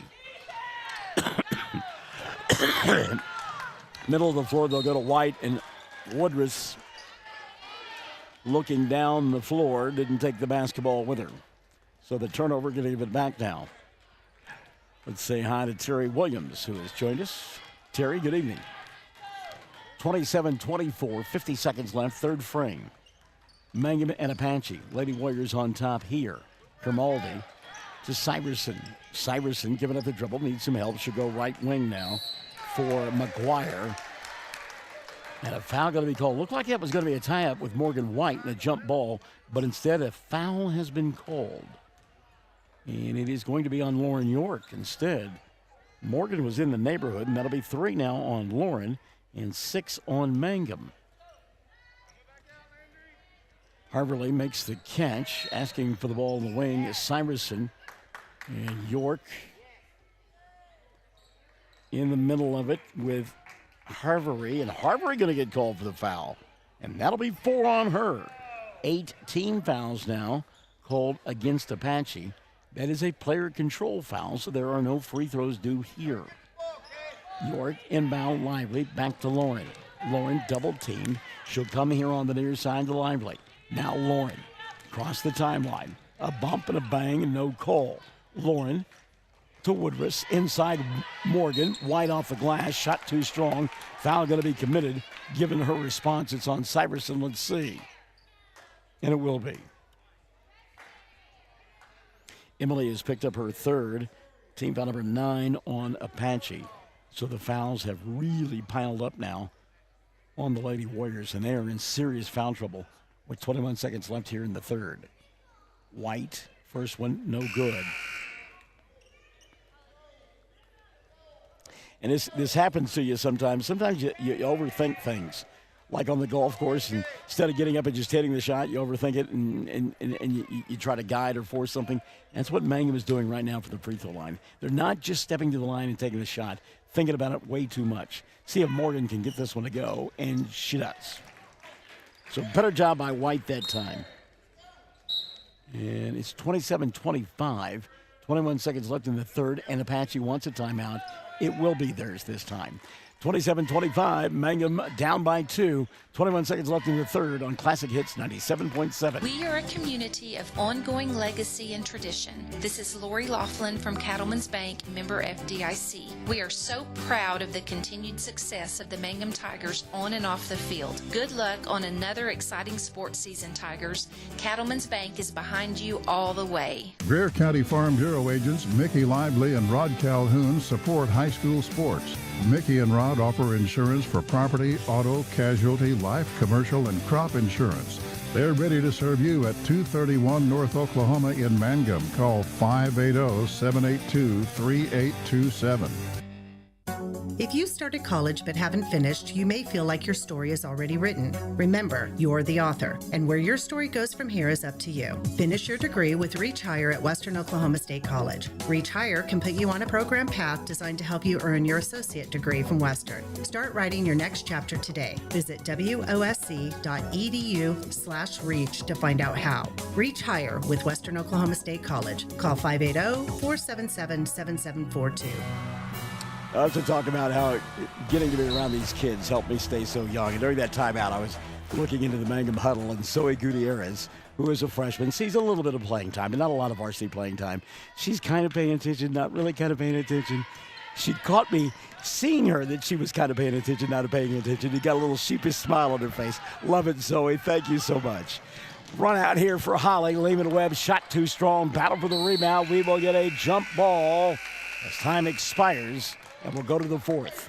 27 on the board for Apache. 25 for Mangum. Got a vibrator coming up. Stick and Say. Classic Hits 97.7. Mangum Brick Company has been operating since the early 1900s. They're the largest private employer in Greer County. Mangum Brick is proud to support high school athletics radio broadcasts. And if you know of someone looking for work, always check with Mangum Brick, as they may be hiring. Everyone wants to be on a winning team. That's why Great Plains Bank is a proud supporter of the Tigers. No matter what life may throw at you, Great Plains Bank has the play drawn up, and we're ready to go into overtime to win your business. What makes Great Plains Bank different is that we will make the extra push to get you to the goal line. When it comes to your family's finances, every play counts. So pick a teammate you can trust. We want you on our team because with customers like you, we are greater together. Great Plains Bank, member FDIC and equal housing lender. Triad Home Health in Mangum is locally owned and offers nursing, physical therapy, occupational, wound care, IV therapy, and more. All administered by people who go above and beyond for you. Phone Triad Home Health today at 580-782-5800. That's 782-5800.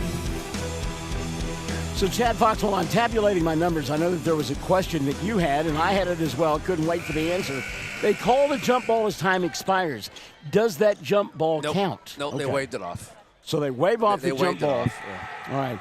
And so the arrow at that time was pointing towards Apache, and it'll stay with Apache, Yep. right? Yes, sir. Okay. Brian's like, he wanted it the other way. It's like, man, it's my home court. Can I get a break somewhere? Lady Warriors with the ball. They're in the fourth period of play. On the right end of your listening and or viewing device in their road black uniforms, white numerals and orange trim. And Jaycia Tai back in there with those 4 fouls. Tried to bounce it inside, but it's taken away by Lauren. York wants to run. Doesn't have the number. She'll cross over. Scoop pass on the near side to Holly Lehman Webb. Her shot came up short, and then it got stuck. So now we go to the jump ball, and this time it goes the way of. So Brian probably glad that it didn't work out the way he wanted it to a moment ago. Yeah, well, yeah, that's right. You had to wave off that other one. Another team wouldn't be able to take advantage of it. And I love this. Yeah, oh, the essence of youth. Brent, That's what we do in church league. Brent Woodruss. No, we get when I did church league, we get a broom and Brent Woodruss getting hoisted up there to get that ball out by Lauren York and Alyssa Dreyer coming to cheerleaders. Gotta love it. This is just too much fun on a Friday night. York inside, may have gotten away with a walk, missed the shot. Rebound Woodruss. Bryn, dangerous pass there. Great catch by Lively. Kick Dreyer. Alyssa backs her way in, double team, bobbled, puts up the shot, gets fouled, and will go to the line to shoot two. Given her response, that's on Emily Syverson. Let's see if that's who the official called it on. He did. And that'll be 4 on Emily. Team foul number 10, Chad, at the beginning of the fourth quarter on Apache. What you're saying is the fourth quarter may take a little extra. Could be lengthy, my friend. Dreyer hits the first of 2. She's 3 of, oh boy, missed that one badly. She's 3 of 4 down, 3 of 5 from the foul line. It's like one of them is really good, and the other one is like ugly, not good. And Bryn Woodruss, not a good foul in the backcourt there. That'll be her 3rd and the 7th team foul now on Mangum, and so we'll go to the other end and shoot 1 and 1. Let's see, it's 7:38 p.m. and we've got 7:22 to go in the game. Let's see how long it takes. Yeah. Mangum, by the way, as we look at Apache's numbers, they are 5 of 7 from the foul line. Mangum, meantime, Chad, is now 12, and this is unofficial, but 12 of 25 from the stripe. Yep, about 50%, a little under, so. So Emmy Dean, who is 0 for 1 from the line, but had 8 points in that third quarter, shoots a 1 and 1. That one too strong. Rebound Dreyer. Into the front court, York crosses over, attacks the glass, puts up the shot, and scores! There was some walk-to in that one for Lauren. And now a blocking foul going to be called. Oh, no! Oh, no! Uh-oh. Uh-oh! Uh-oh. Oh! How healthy is the bugle? It's ready! Shot!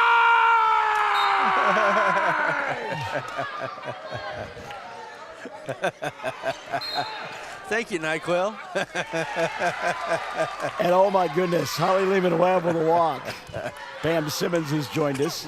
We've waited over a week for that. Kelly D. Williams says, let's stretch play hard, Lady Tigers. Emmy Dean into the front court. Run out opportunity for McGuire. Misses the shot. And a foul going to be called on Alyssa. On Dreyer, that is her 4th. Team foul number 8 on Mangum. Morgan White at the timeline, set to check in. Michaela McGuire at the free throw line. Makes the first. She'll have one more.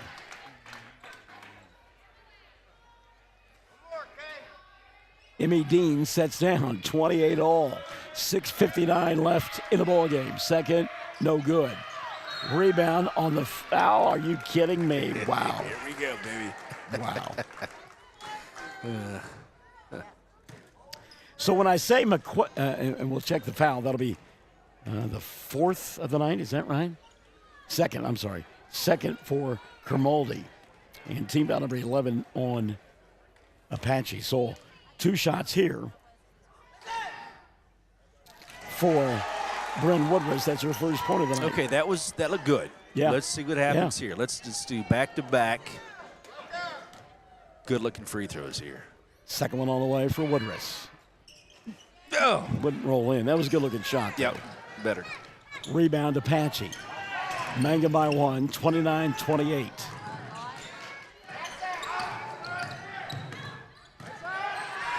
That's a travel. Yep. She's bouncing. She is bouncing with her. Tatum Hollinger. And then the mantra from all coaches and fans. Call it both ways. Amy Merriweather.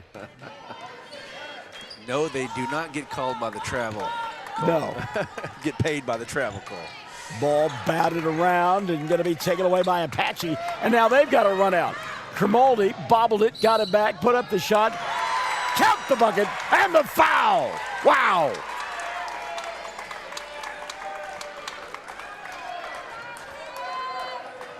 I went to a street fight and a basketball game broke out. Oh, gosh, what if we, imagine this, and there might be a few people that remember this, Michael and I will, if we were in the bandbox of the old gym at Apache, it was so loud. Yes. Grimaldi misses the free throw. Woodruff's in the front court. She'll go to York. Got it. Lauren.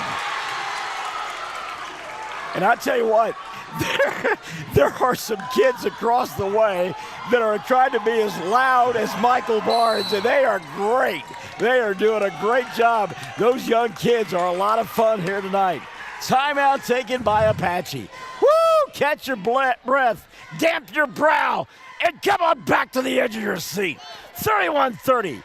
Mangum by 1. 6:04 left. Classic Hits 97.7. Around here, we say go Tigers. This is Jacob Gilner from Cattlemen's Bank, member FDIC. We love our Mangum Tigers, so suit up in your best and brightest orange, and we will see you at the games. Cattlemen's Bank is Tiger proud. Hi, I'm Anna with Dapper 14 Boutique at 209 North Oklahoma in Mangum. I would like to wish everyone a Happy New Year and invite you to visit our store. We feature clothing and accessories in all sizes for all ages. Start the new year off right with something special from Dapper 14. Come see us or visit us on Facebook or at dapyr14.com.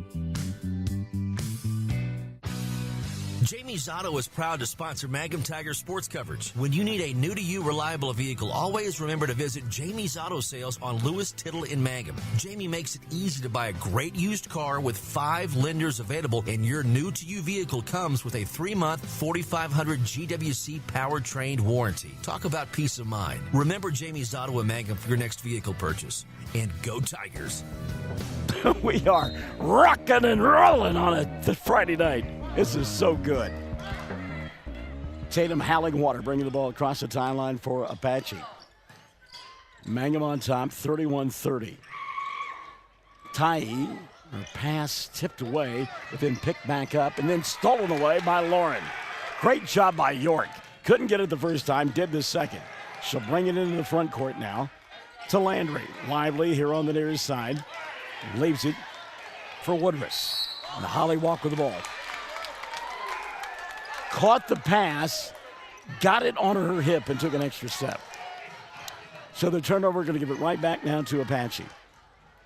I haven't even had a chance to look at all the kids that are out there playing with foul problems, specifically for the Lady Warriors. Hallingwater, one of them, with the ball right now. She's got 4 fouls. Also out there, Tai, she's got 4 fouls. Hallingwater, got to watch that 5-second count. And now she'll get it inside the arc.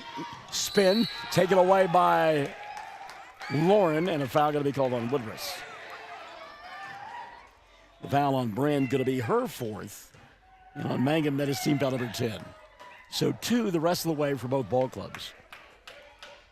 Tatum Hallingwater at the free throw line. Hallingwater had 4 points in quarter number 2.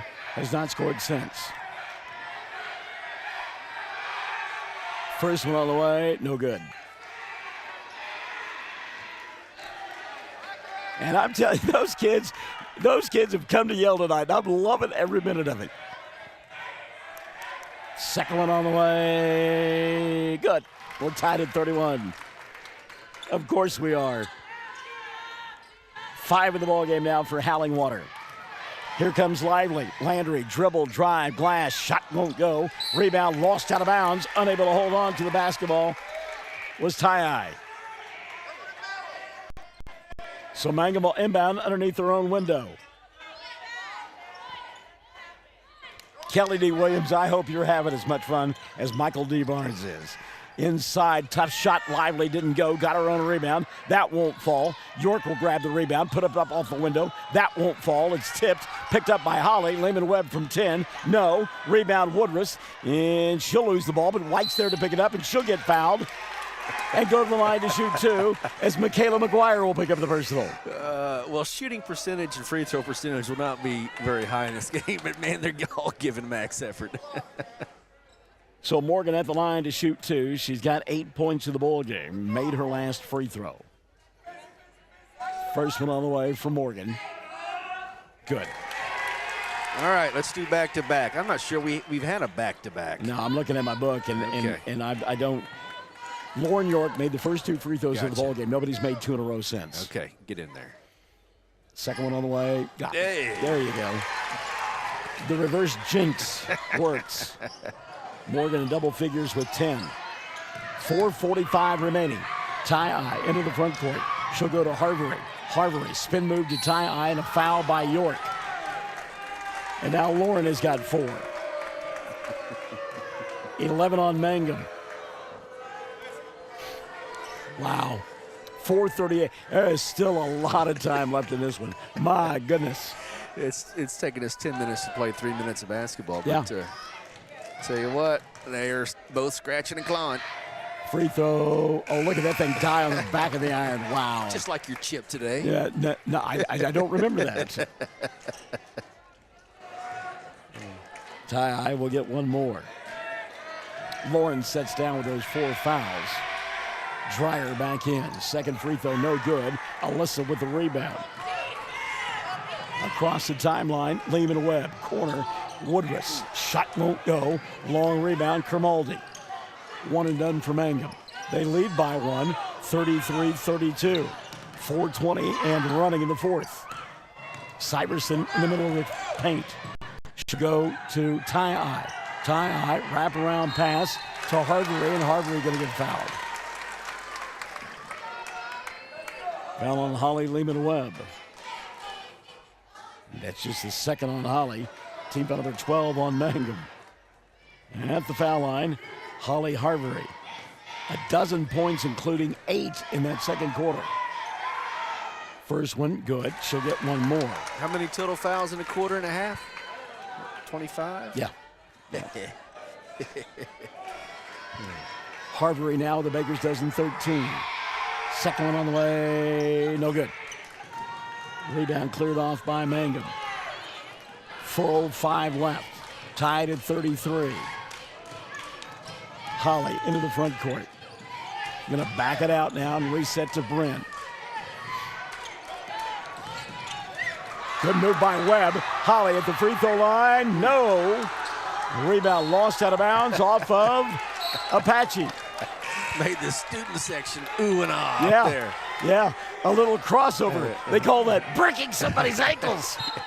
We called it something else. Getting faked out of your socks, right? That's what. That's what I meant. That's what you meant.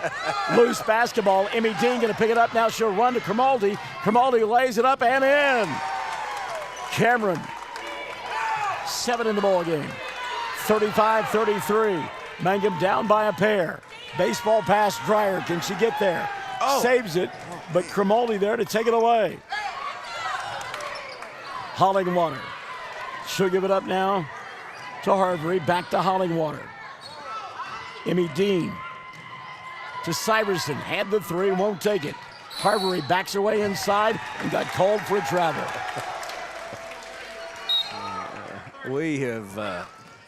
We've played a lot of Lou Reed tonight. Timeout going to be taken here. 3:16 left in the ball game. Apache by a pair. On Classic Hits 97.7. When it comes to funeral homes, there are several to choose from. But choosing a funeral home that is locally owned offers the advantage of the local owners who are involved right here in the community, helping you during your time of need. Greer Funeral Home owners Carson and Stacy Van Zant are perfect examples of owners who offer that family-like connection that you'd expect from a friend and a neighbor. Greer Funeral Home in Mangum and Granite, providing dignity and respect. All right, let's give you a Cattleman's Bank game reset. 3:16 remaining, 35-33. Apache up by a pair. Both teams long ago in the double bonus when it comes to free throws. 3 timeouts remaining for Mangum, 2 full and a 30. And Apache has got 1 full timeout and 1 30 left on the board. The arrow points the way of Apache. Mangum with the ball offensively. It'll be interesting to see how long Bingham goes with Lauren York on the bench and those 4 fouls. Alyssa off the dribble penetration. She'll put it up too hard. Rebound, and a foul going to be called on Grimaldi. Cameron has picked up her third. Team foul number 13 in the second half on Apache. Mangum has committed a dozen, so now we're at that 25. 3:06 remaining. 35-33. Morgan White back to the free throw line. Hit 2 back-to-back a moment ago. First, got it. And oh, by the way, Morgan has made her last 4.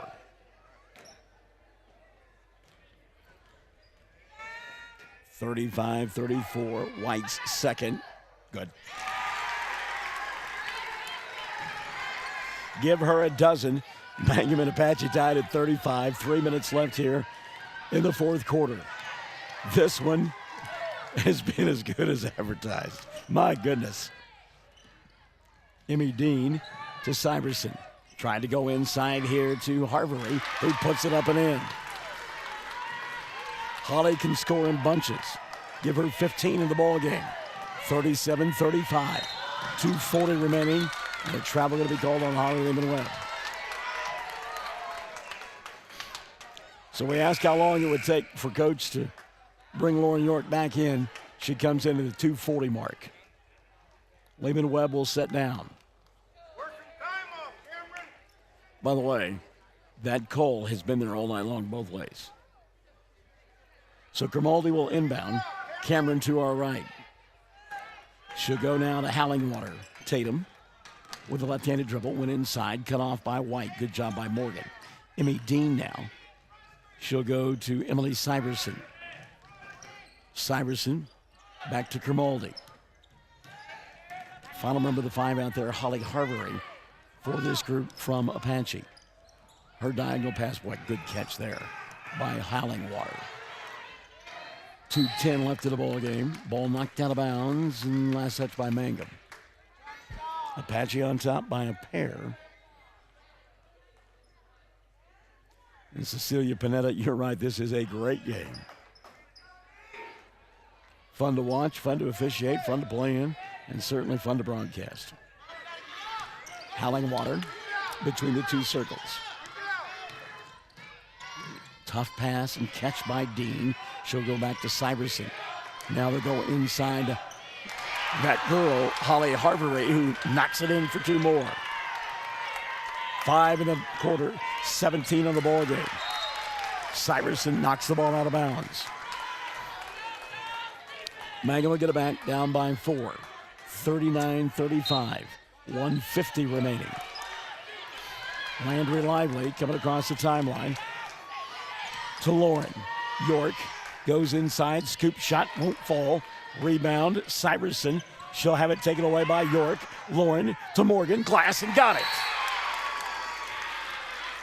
Quick timeout taken by Mangum. 1:34 remaining. Edge of your seat time. Apache 39, Mangum 37. Classic Hits 97.7. Hi, Mangum Tiger fans. This is Jill Grauman with RE/MAX Property Place. If you need to buy or sell a property or a home in Mangum or anywhere in Greer County, just call me at 580-706-0259. You'll see lots of my signs around town because I get the results for my clients. I say, go Mangum Tigers. Jill Grauman, RE/MAX Property Place. Always here, always helping. Great food made fresh with the best ingredients possible under the direction of Chef George is what you'll find at the newly remodeled J&P Mexican Grill in Mangum. Now, if you haven't tried the Mexican and American favorites at J&P Mexican Grill, what are you waiting for? They're open Tuesday through Saturday for lunch, dinner, featuring homemade desserts. For takeout, call 580-706-5042 and like them on Facebook. J&P Mexican Grill in Mangum. $1:34 remaining. Apache with the ball in the 2-point lead. 1 timeout left for Mangum. Still 2 on the board for Apache. The arrow points the way of the Lady Warriors, and of course both teams shooting 2 on any fouls. And a travel going to be called on Hallingwater.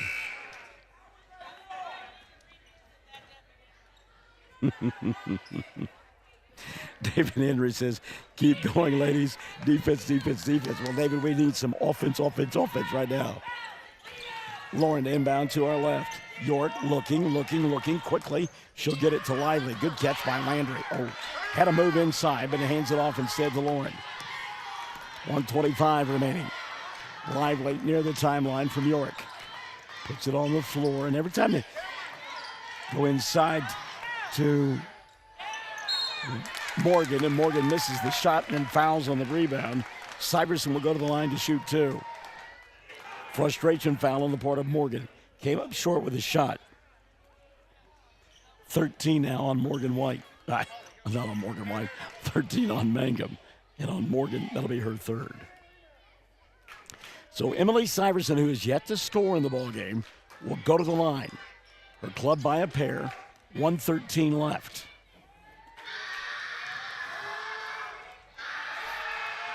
First for Emily, no good. She'll have one more.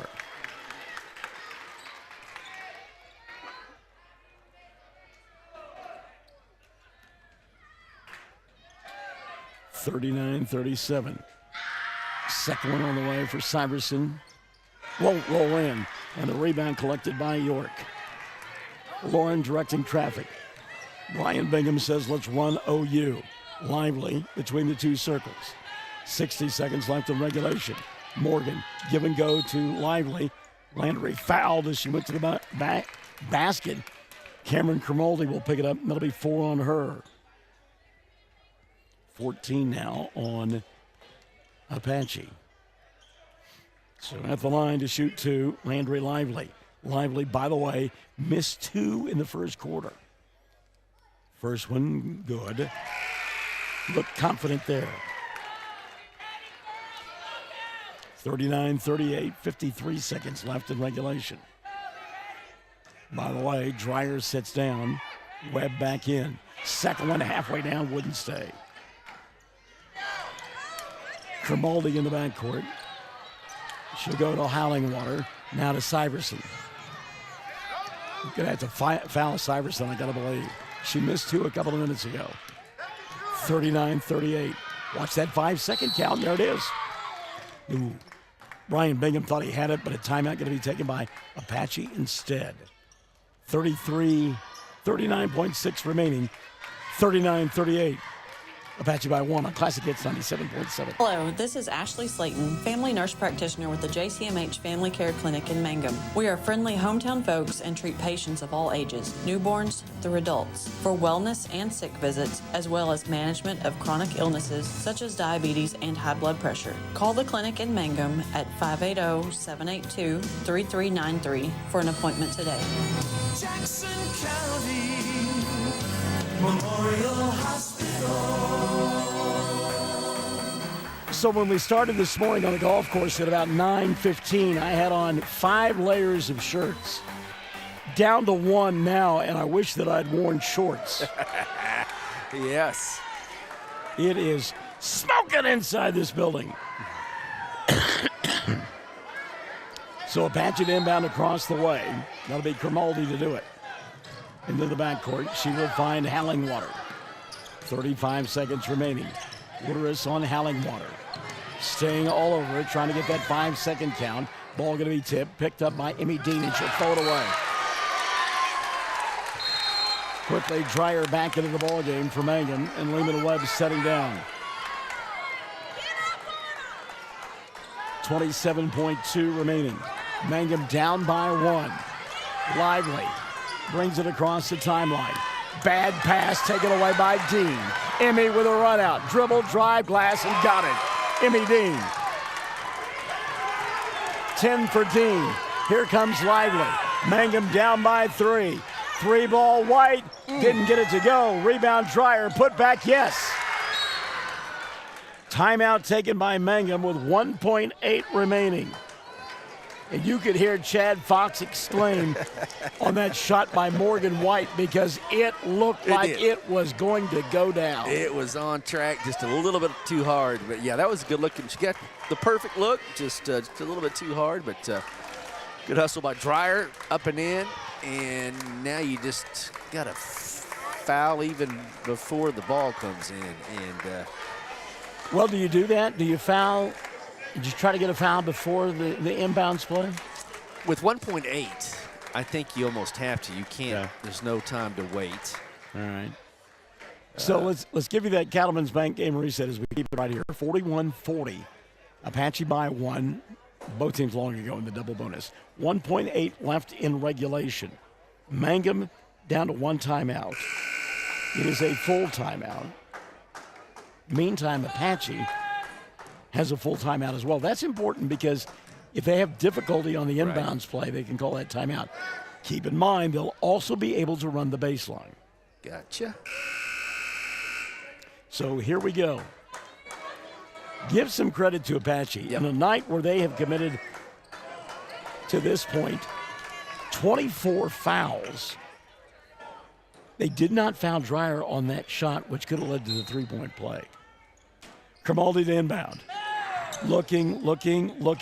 Ball free. Picked up by White at the buzzer. Oh, just short. Look at Mom over there. What a ball game. What a ball game. 41 for Apache, 40 for Mangum. Back with your totals after this on Classic Hits 97.7. The Mangum Tag Agency is easy to find at 108 East Pierce Street in Mangum. When you need license tags, registration, driver's license renewal, pipe passes, or real ID, Tom and Cynthia Clark are there for you, and they can help you at the Mangum Tag Agency at 580-782-3004, 782-3004. We yell loud and proud because we love the Mangum Tigers. This is Lori Laughlin from Cattleman's Bank, member FDIC. On and off the field, we support the Tigers through and through because once you're a Tiger, you're always a Tiger. And Cattleman's Bank is Tiger proud. First National Bank and Trust is a proud supporter of Mangum Tiger Athletics. At First National Bank, supporting our schools and athletic programs is our top priority. We appreciate and support our community through and through. At First National Bank, you can hear us roar. Go Tigers! We wish you a season of great success. First National Bank and Trust Company, your bank for life. Member FDIC, Equal Housing Lender. Mangum Golden Age Apartments offer HUD-approved housing for anyone 62 or older or on Social Security disability. They have 1 bedroom and efficiencies which include all bills paid, including Wi-Fi. Mangum Golden Age Apartments are located at 100 East Lincoln, right on the downtown square in Mangum. Call Brenda at 580-782-2452 for more information. Well, it went down to the wire, and Mangum a decent chance to win it as time expired. Shot came up short, and they fall 41-40 to Apache. We'll get right to it. Mangum 18 of 33 from the foul line. Apache 9 of 20, and the Lady Warriors win it by 1, 41-40. In the victory, 17 for Holly Harvery, 10 for Emmy Dean. Dean really was the catalyst in that second half when she scored all 10 of her points. 7 in the ball game for Cameron Cromartie, 5 for Tatum Hollingwater, and 1 apiece for Michaela McGuire and for J.C. Atai. On the other side of the ledger, 15 in the loss for Lauren York, give 14 to Morgan White, 7 for Alyssa Dreyer, and 1 apiece for Landry Lively and for Bryn Woodruss. Mangum now 4-7 on the year. Meantime, improving to 6-8 on the year is Apache. 41-40 your final. What have the boys got for an encore? Stick and stay, we'll find out on Classic Hits 97.7. When you need auto repairs, save money and get it done right at Dwayne's Auto in Mangum. Dwayne's fixes flats, does brake jobs, turns rotors, alignments, that all-important air conditioning work, and general auto repair. If your car or truck isn't right, just head to Dwayne's Auto at 1205 North Lewis Tittle in Mangum. Call 782-5151. That's 782-5151. Mangum Tiger proud.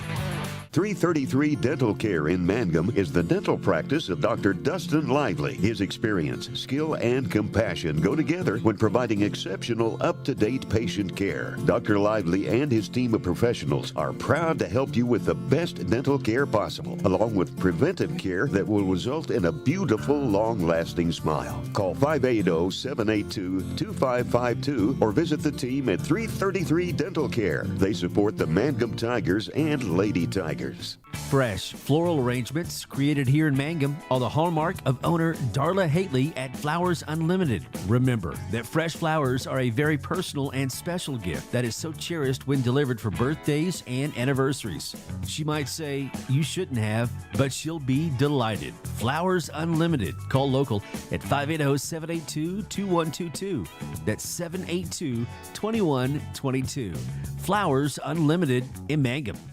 Blair Tire and Feed on the corner of Highway 283 and 19 is your certified Firestone tire dealer and also a proud supporter of the Mangum Tigers and Lady Tigers. When you need tires, we're specialty trained and equipped to take care of you. Lyle Shaw and his crew at Blair Tire and Feed wish the Tigers lots of luck in today's game. And always remember, play smart, play safe, play hard, and play with pride. And good luck from everyone at Blair Tire and Feed on the corner of Highway 283 and 19 in Blair, Oklahoma.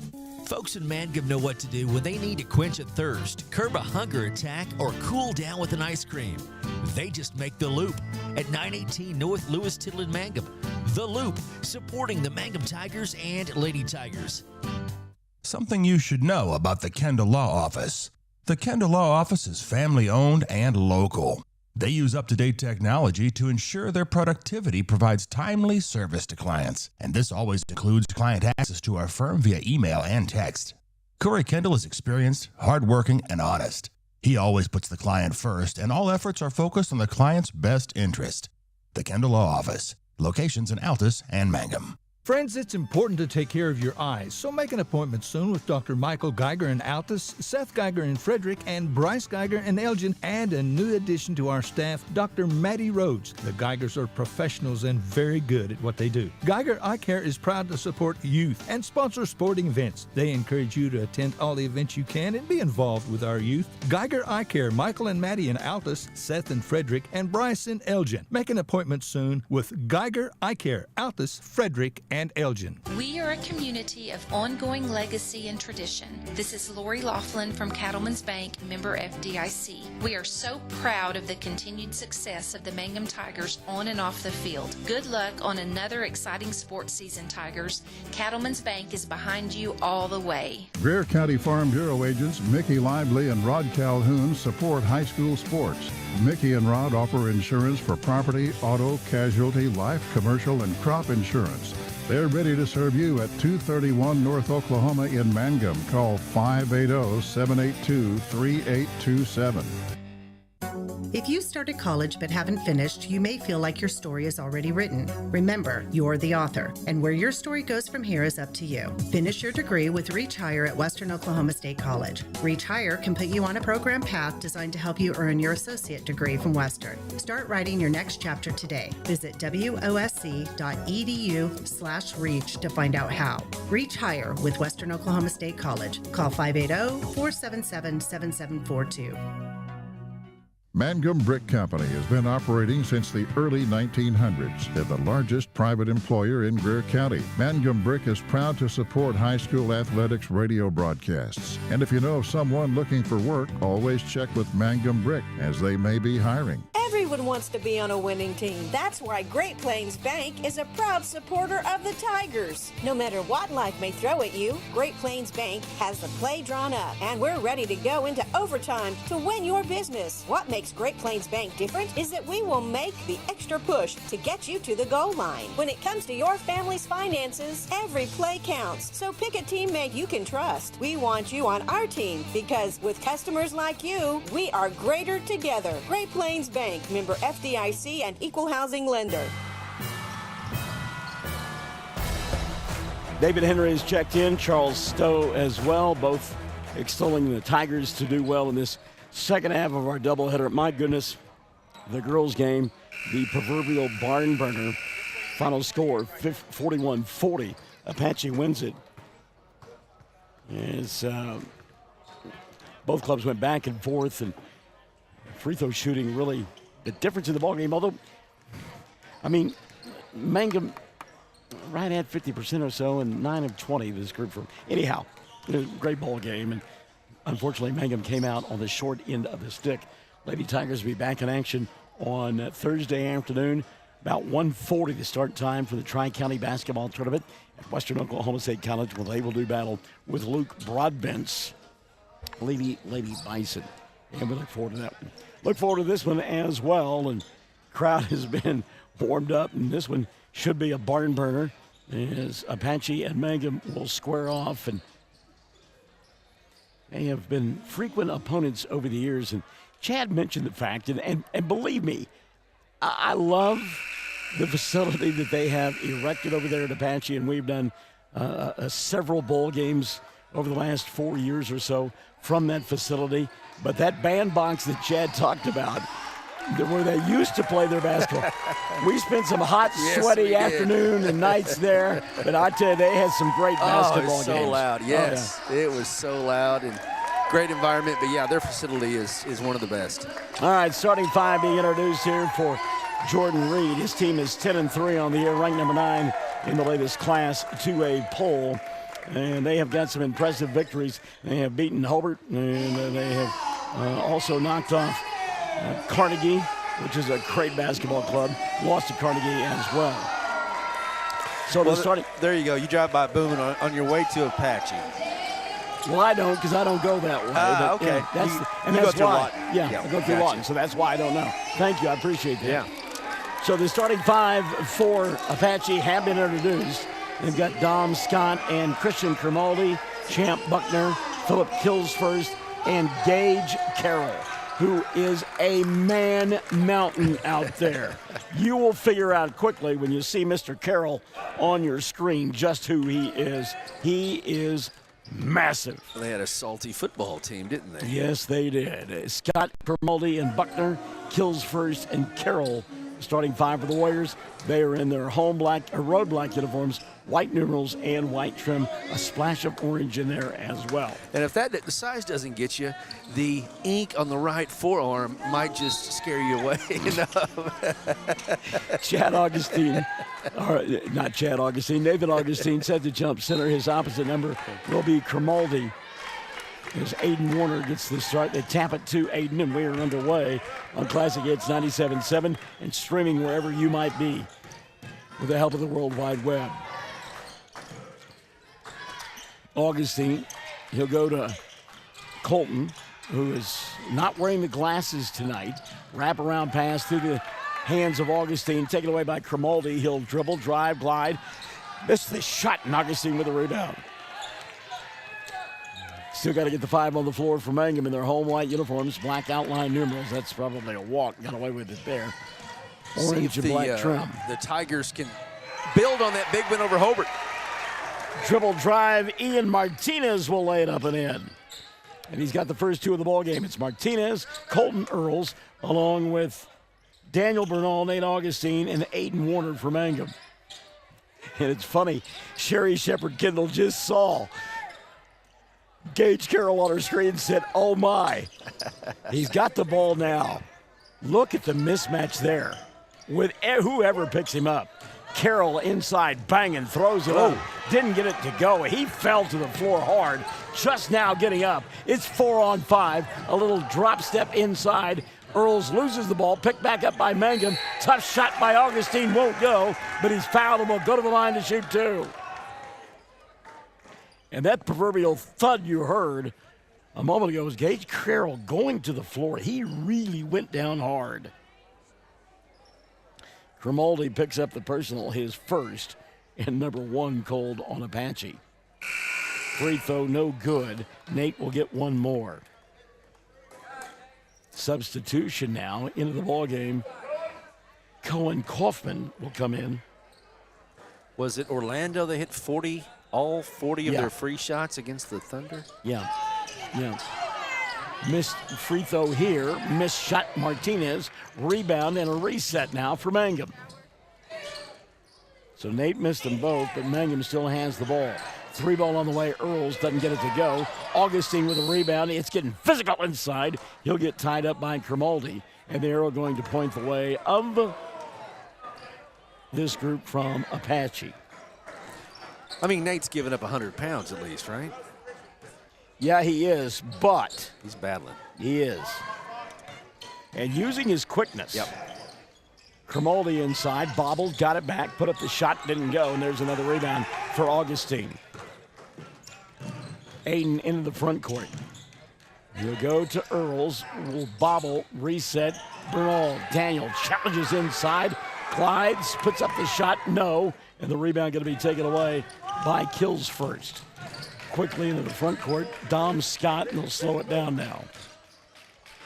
And I talked about this a couple of weeks ago, about Augustine. His hands are so big and so strong, and he can go get a rebound. 3 ball, Scott, Dom will knock it down. Great ball movement by the Warriors. And Scott found a soft spot in the corner and knocked down the 3. 5:25 left in the first. 3-2 ball game Apache. Martinez, who had that huge game Tuesday night against Hobart, trying to get untracked here. Kills First on him. Augustine behind the arc. He'll go to Earls. Colton goes inside, bobbled, lost it. Scott on the run out. Dribble, drive, left hand, shot goes, and a foul going to be called. Augustine got there late, his first, and number 1 on Mangum.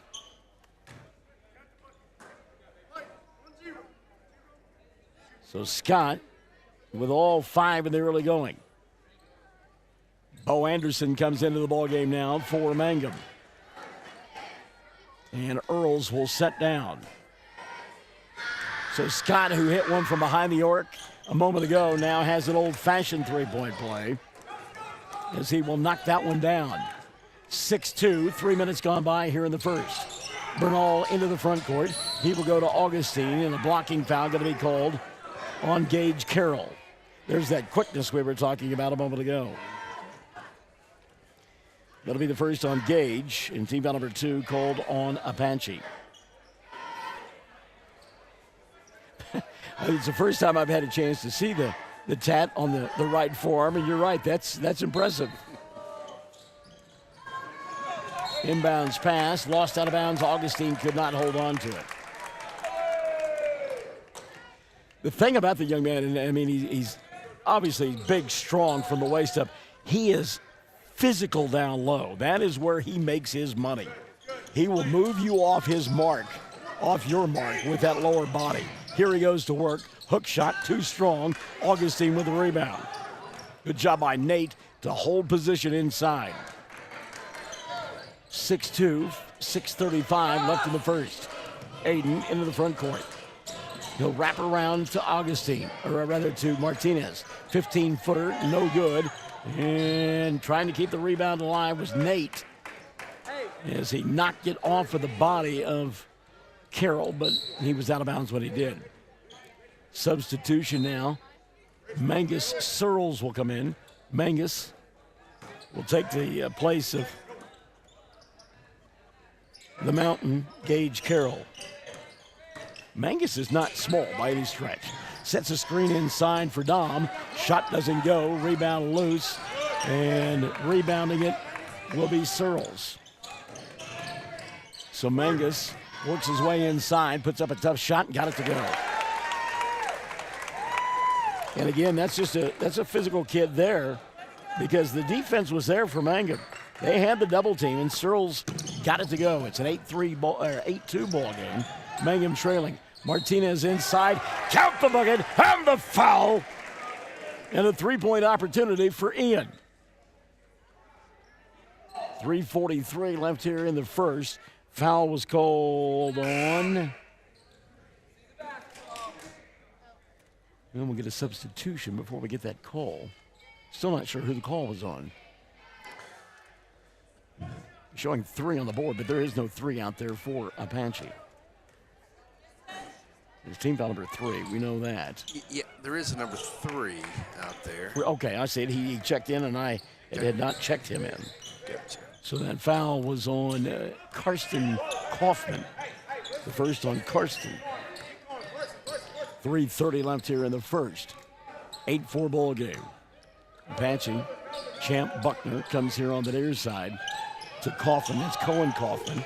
Lob it inside, and Nate Augustine came up with a loose basketball. What do we got? We got a jump ball. They call that a Like I said, it's a jump ball, and then Mangum throws it away. My goodness. Wow. Is that a jump? Is that a jump? It was a jump ball? Okay. Yeah. But the thing is, the arrow, I believe, was pointing the way of Apache. Mangum got the basketball. Okay, that's right. Yeah. So now the arrow back. Okay. All right, we're good. Everything's good. Tough shot there, and it goes down for Dom Scott. And Scott will go back to the free throw line. Got some athletes, don't they? Oh, they do. Garrett Chambliss from over at Duke has joined us. Hello, Garrett. Good to have you alongside, bud. Dom Scott, all 10 points in the first quarter. Now 11 for Apache. And how about Jordan Reed? He is running body after body out there at Mangum right now. You talk about athletes. They've got a bunch of them, and they will run a ton at you. Kind of like hockey. Got line shifts. Bernal inside, kicks, corner to Aiden. Now back to Martinez. 15-footer goes. Ian Martinez has got all 6. And with 3:07 left in the first, shot comes up short for Apache. Rebound Martinez, so crossover, go inside. And Augustine can't get the shot to go down. And the rebound going to be taken away by the Warriors. Quickly into the front court, they will come. Buckner to Scott, baseline, glides, glass, got it. And a foul going to be called. Boy, this has been a Dom Scott show. And now the clock is, the scoreboard is tilted. We've got a tilted scoreboard. There's been so much action going on that the scoreboard came undone.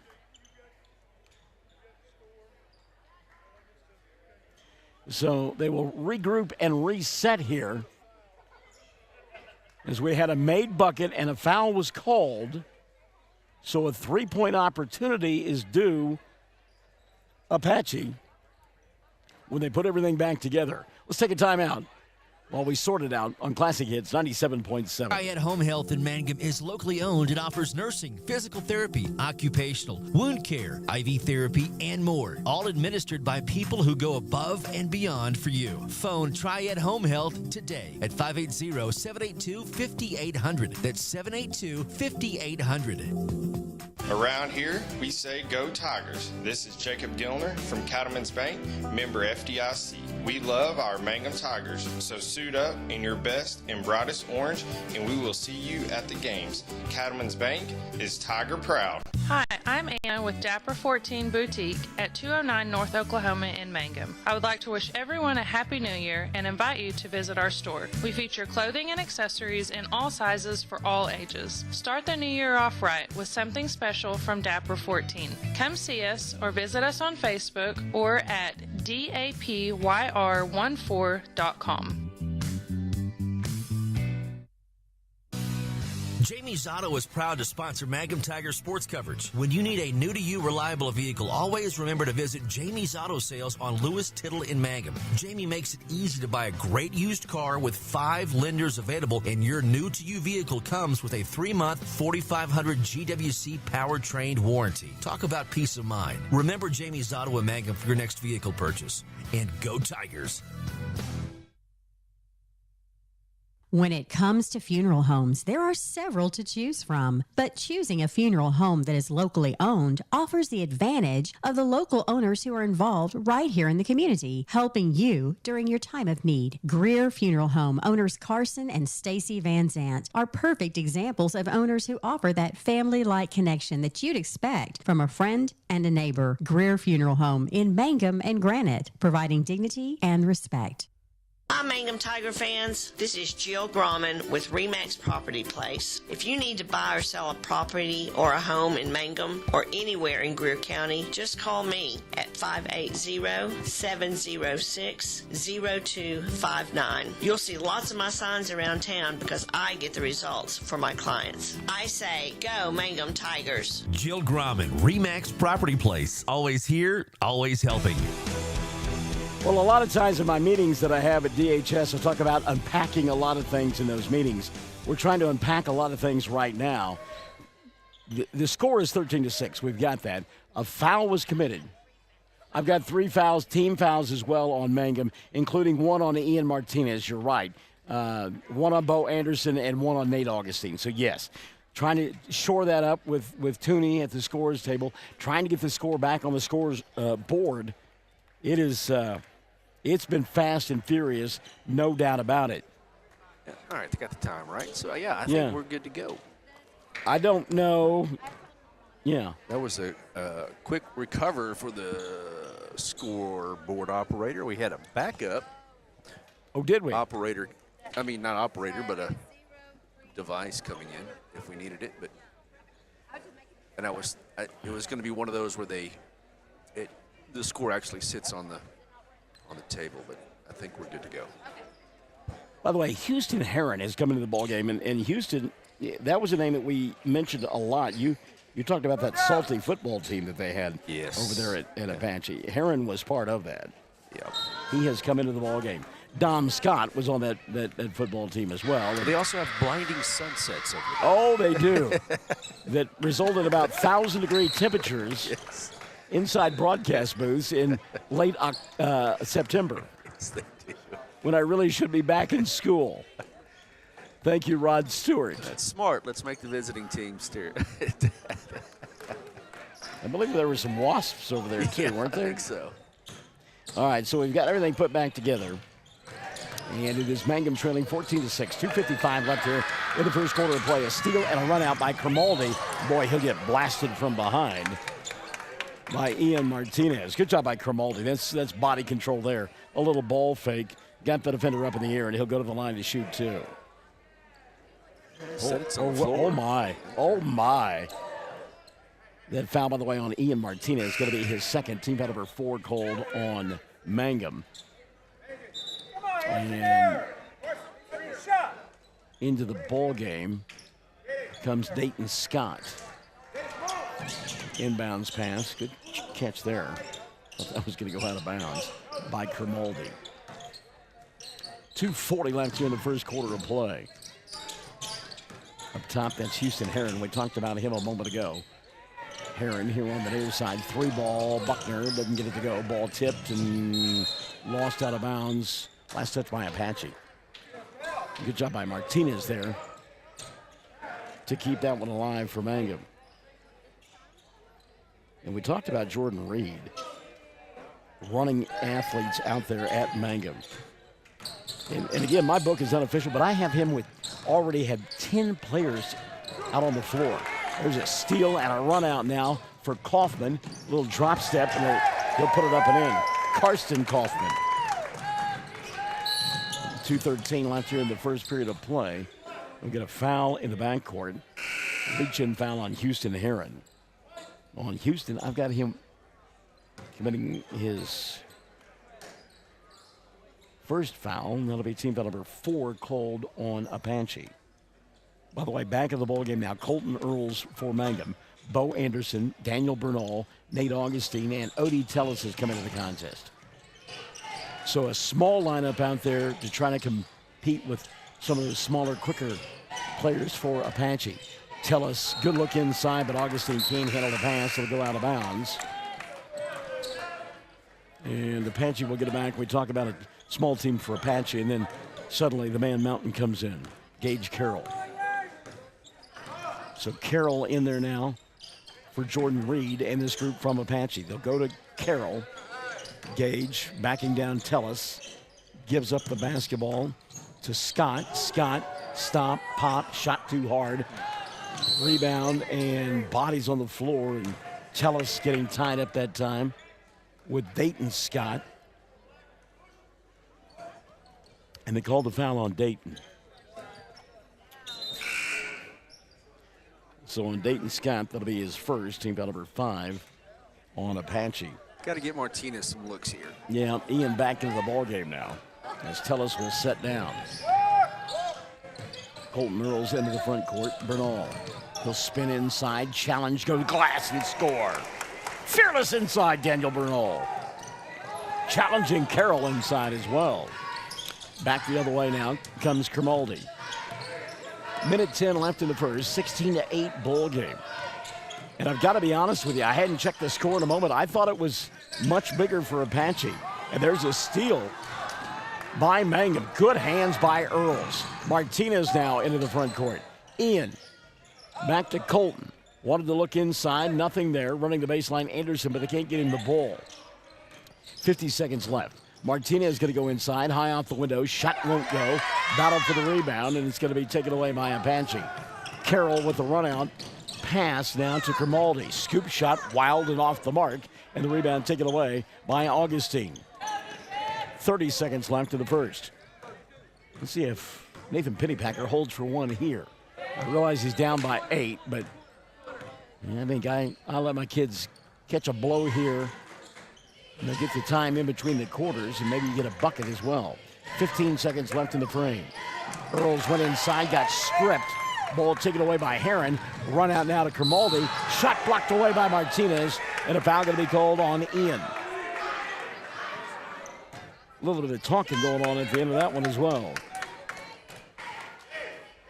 See how many that's the 15th foul now on Mangum, and the second on Ian. So Christian Grimaldi at the free throw line to shoot 2. First one for Christian, good. He'll have one more. Aiden Warner back in. Colton Earls setting down for Mangum. Second free throw on the way now for Christian Grimaldi. Grimaldi got it. 8 seconds left here in the first. Into the front court, Bernal. Wild three put up here. Rebound, Carroll. He'll throw it by a length of the floor and come up well short.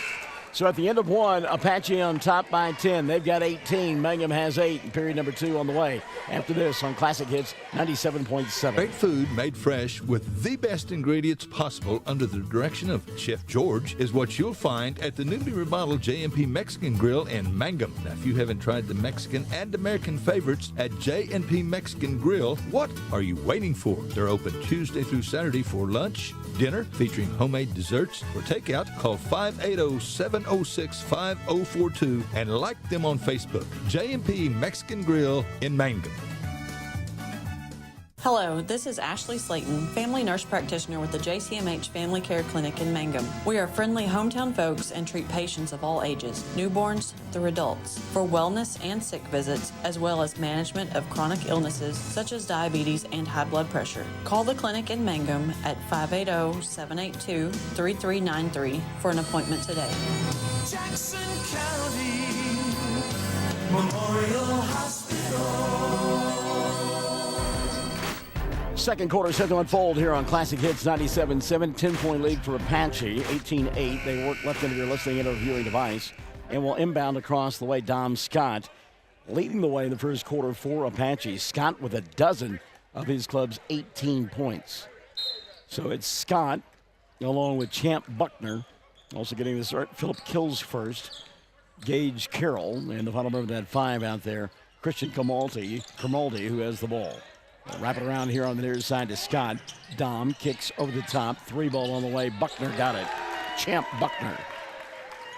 First 3 of the ball game for Buckner, and the lead has grown to 21-8 for Apache. Walking it across the timeline now, Aiden Warner. He's out there with Bo Anderson, also out on the floor. Nate Augustine. Augustine trying to work his way inside. Kicks it over the top. 3 ball on the way. Bernal off the mark. Didn't get it to go. Ian Martinez battling for the rebound, couldn't get it done. And now here comes Apache. That rebound, by the way, Gage Carroll swallowed it up. Carroll go inside. Didn't get the shot to go down, but Gage will go to the line to shoot 2. His teammates, all 4 of them, come to help pick him up off the floor. Well, yeah, you got to, right? Yeah, it's not going to be one guy that's going to do it. You're going to blow something out if you do. Ian, by the way, picks up his 3rd. That's big. 16 fouls now on Mangum. Touched by the big No, he is very soft touch from the free throw line. Martinez will set. Nody Tellis will take his place, and I don't imagine we'll see Ian until the 3rd quarter. Second one on the way for Carroll, and the man Mountain knocks it down. We've seen about 3 or 4 guys this year that I'm telling you, I could go beat you in any football game if I could have those three guys inside. Steal and a layup on the run out by Christian Cromalty. Cromalty now makes it a 25-8 ball game, and a timeout going to be taken by Nathan Pennypacker. This one getting away in a hurry. 6:59 left in the half. 25-8 the lead for Apache. Classic Hits 97.7. The Mangum Tag Agency is easy to find at 108 East Pierce Street in Mangum. When you need license tags, registration, driver's license renewal, pipe passes, or real ID, Tom and Cynthia Clark are there for you, and they can help you at the Mangum Tag Agency at 580-782-3004, 782-3004. We yell loud and proud because we love the Mangum Tigers. This is Lori Laughlin from Cattlemen's Bank, member FDIC. On and off the field, we support the Tigers through and through because once you're a Tiger, you're always a Tiger. And Cattlemen's Bank is Tiger proud. First National Bank and Trust is a proud supporter of Mangum Tiger Athletics. At First National Bank, supporting our schools and athletic programs is our top priority. We appreciate and support our community through and through. At First National Bank, you can hear us roar. Go Tigers! We wish you a season of great success. First National Bank and Trust Company, your bank for life. Member FDIC, Equal Housing Lender. Chad and I were kidding about the press box over there at Apache in football and how hot it was this last season.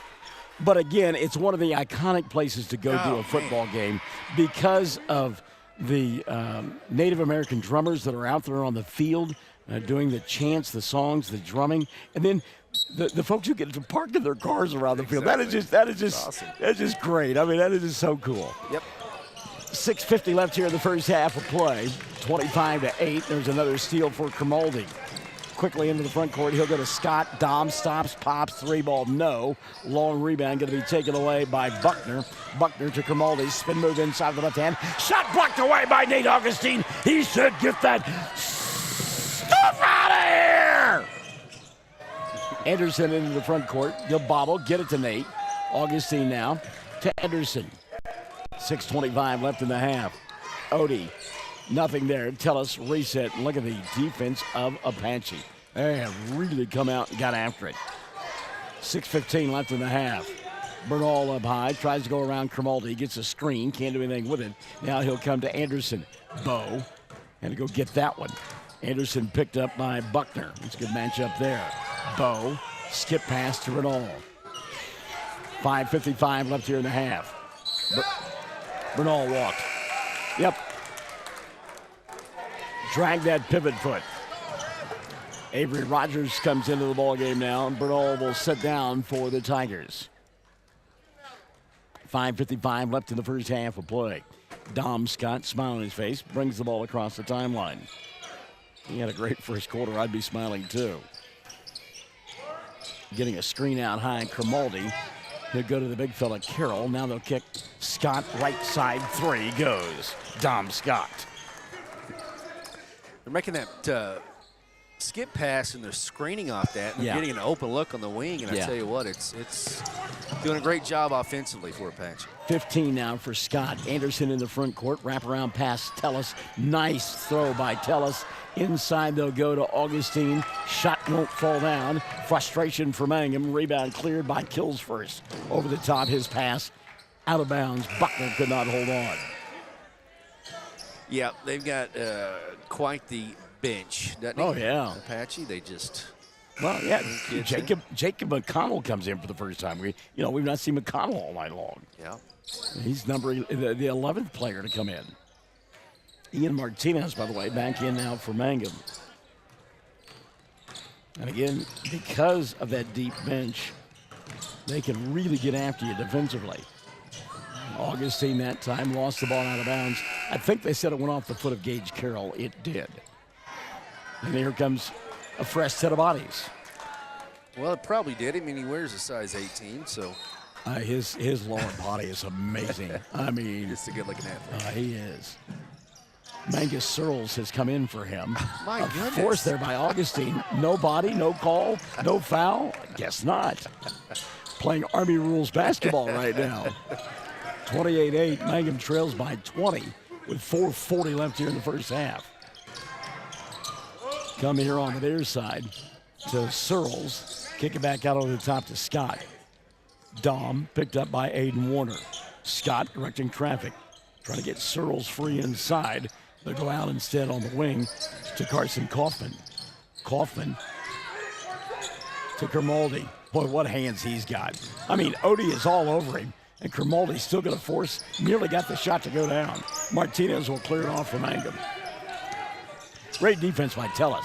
Odie now in the front court for three. Oh, it wouldn't stay down, and the rebound collected by Dom Scott.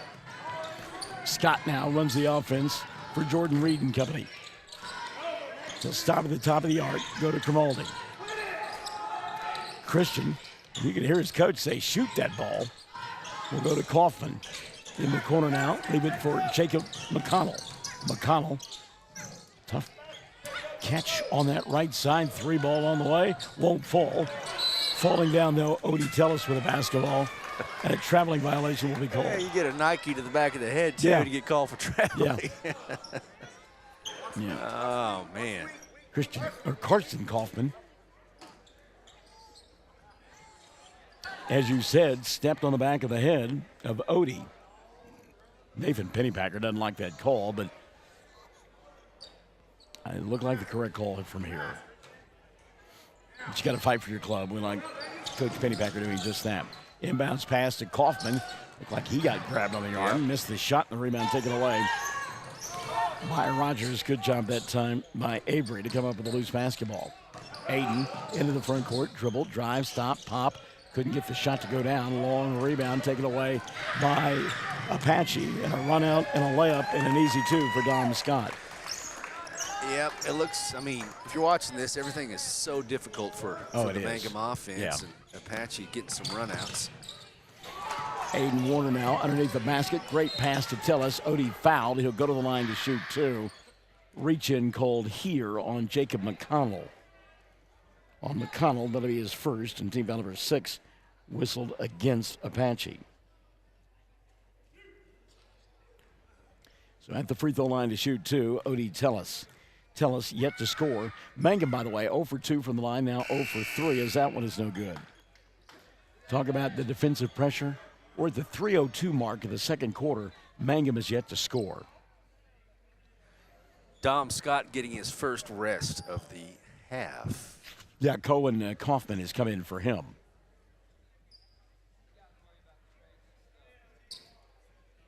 And we can hear Nathan Pennypacker below us. They made Odie tuck his shirt in. And the second free throw is good. Coach said that's the least of our problem. Yeah. He literally said, you guys worry about some of the craziest things. 30-9, 2:55 left in the half. Christian Grimaldi coming in the front court. He will go to McConnell. Now out top, Kaufman. It's Kaufman squared out there, actually, as Karsten has the basketball. Back now here on the near side to Grimaldi. Spin move by Christian. Had the shot blocked as he put it up. Loose on the floor. Odie Tellis will get it. We'll get a jump ball. And the arrow going to point the way of Mangum. Odie has gone to the deck a couple of times. Fortunate for him when Mangum gets the ball. Ian Martinez has come back into the ball game. Splits a couple of defenders. He'll dribble, drive, go the length of the floor, stop, pop, glass, and the shot won't go down. Augustine with the rebound. That shot comes up short, and on the rebound, Nate going to get called for a foul. Michelle Antella says, let's go, Odie. See if you can drag yourself up off the floor, man. I mean, he has really been thumped a couple of times. And gets right after it. We like that. Dom Scott now back in the ballgame for Jordan Reed. By the way, Jordan Reed, what is he like 1 year removed from high school himself? Yeah. Great coach. Oh, crossover 3. Scott, though, couldn't get it to go. Kaufman with a rebound. He's double teamed, leaves it right side. Searles, who will hit the jumper. My goodness, what a luxury. Yeah, no kidding. Mangus now with 4, and it's 32-9. 1:55 left in the first half. Augustine, middle of the floor. He'll come to Warner. Now a kick right side to Rogers. Mangum trying to break double digits at the 140 mark of period number 2. Odie He'll go baseline, stop, pop, glass, shot, no good. Got his own rebound. His shot blocked back in his face. And he'll get called for a foul. Good sportsmanship there. Displayed by Carson Kaufman as he helped him up off the floor. Carson says, why not? I'm the one who knocked you there to begin with. It'll be the first on Carson. Team foul number 7 called on Mangum.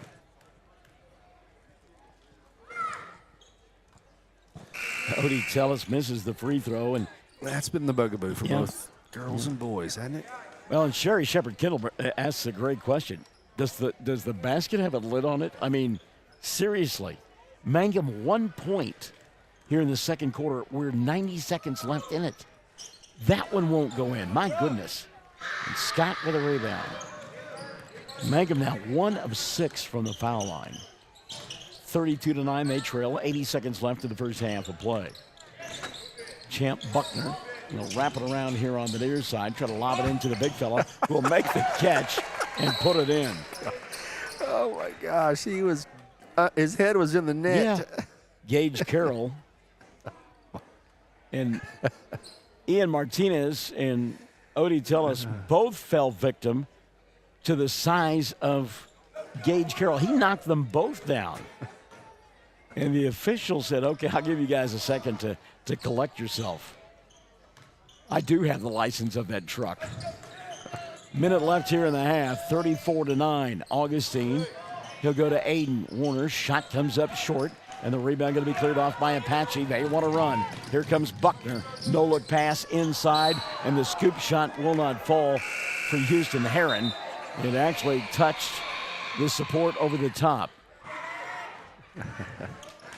A wry smile across the Apache faces.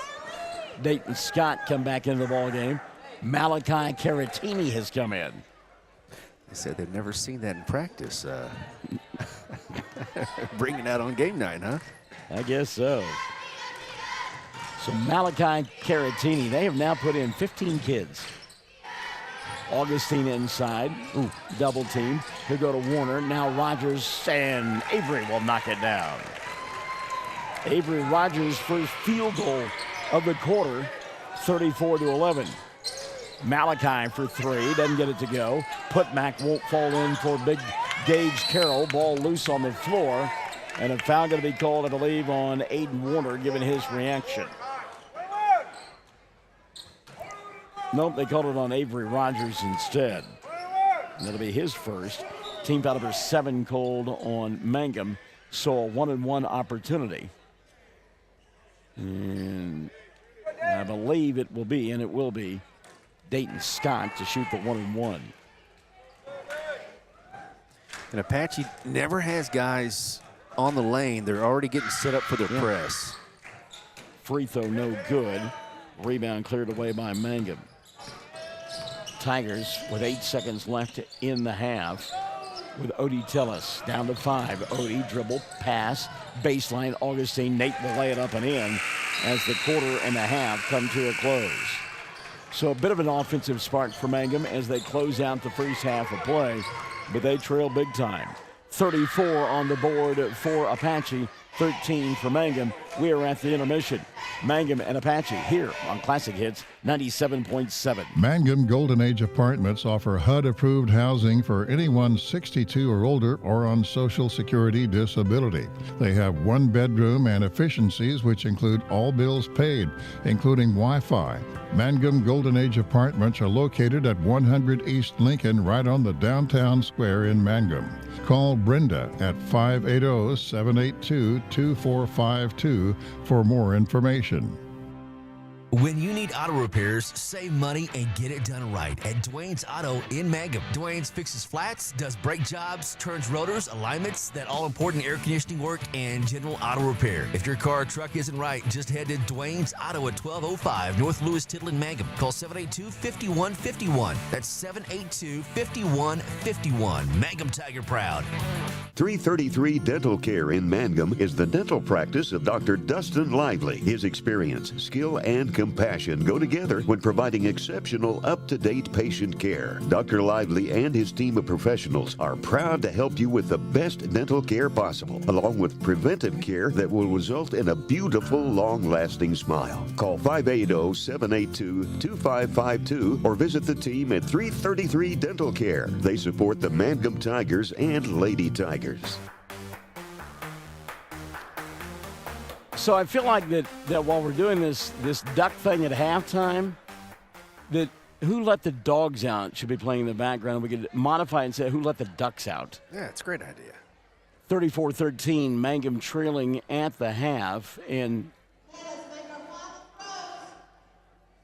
so you get it inside the hula hoop, and then you're closest to the lid. Is that the winner? I mean, because we've got like Several. 6, 8, 10, maybe 11 or 12 inside the hula hoop. Yeah, it looks like that one's going to be. Yeah, the one closest to the lid is declared the winner. So it's hard to throw a duck. They don't have the curvature. You can't account for the air. So let me explain something. They're not actual ducks, okay? Before we get the ACPCA or whatever they are after us, they're rubber ducks, okay? No actual ducks are harmed in Donald or Daffy, no. the playing of this game.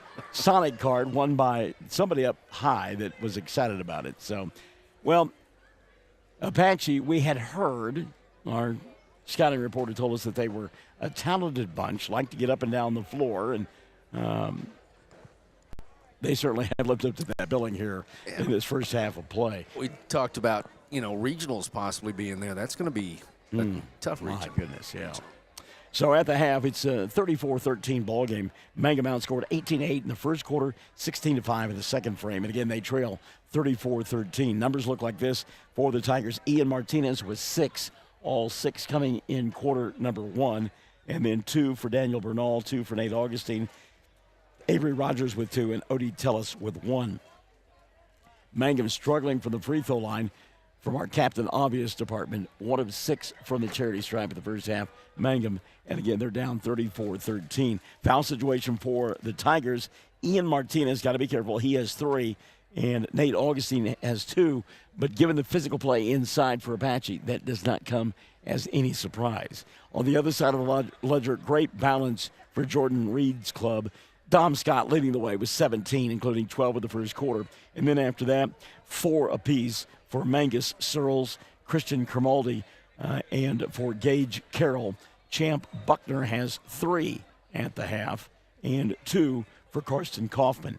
From the free throw line, 7 of 8, this group from Apache in the first half of play. And again, they lead it by a score of 34-13. Our girls' game was a barn burner that lasted forever because of foul after foul after foul that was called and free throw shots that were taken in the ball game.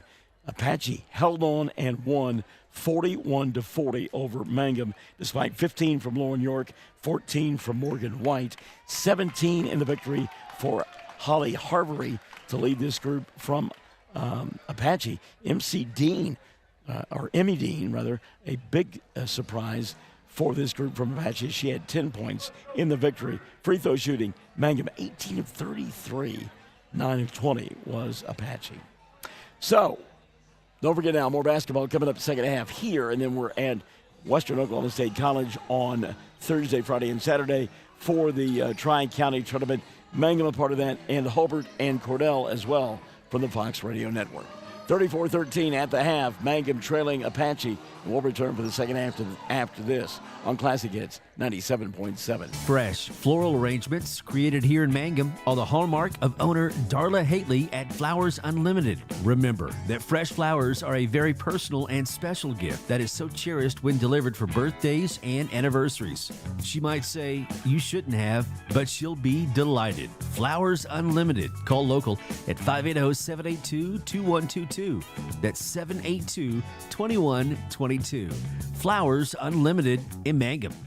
Blair Tire and Feed on the corner of Highway 283 and 19 is your certified Firestone tire dealer and also a proud supporter of the Mangum Tigers and Lady Tigers. When you need tires, we're specialty trained and equipped to take care of you. Lyle Shaw and his crew at Blair Tire and Feed wish the Tigers lots of luck in today's game. And always remember, play smart, play safe, play hard, and play with pride. And good luck from everyone at Blair Tire and Feed on the corner of Highway 283 and 19 in Blair, Oklahoma.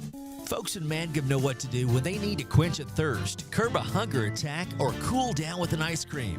They just make the Loop at 918 North Lewis Tittle in Mangum. The Loop, supporting the Mangum Tigers and Lady Tigers.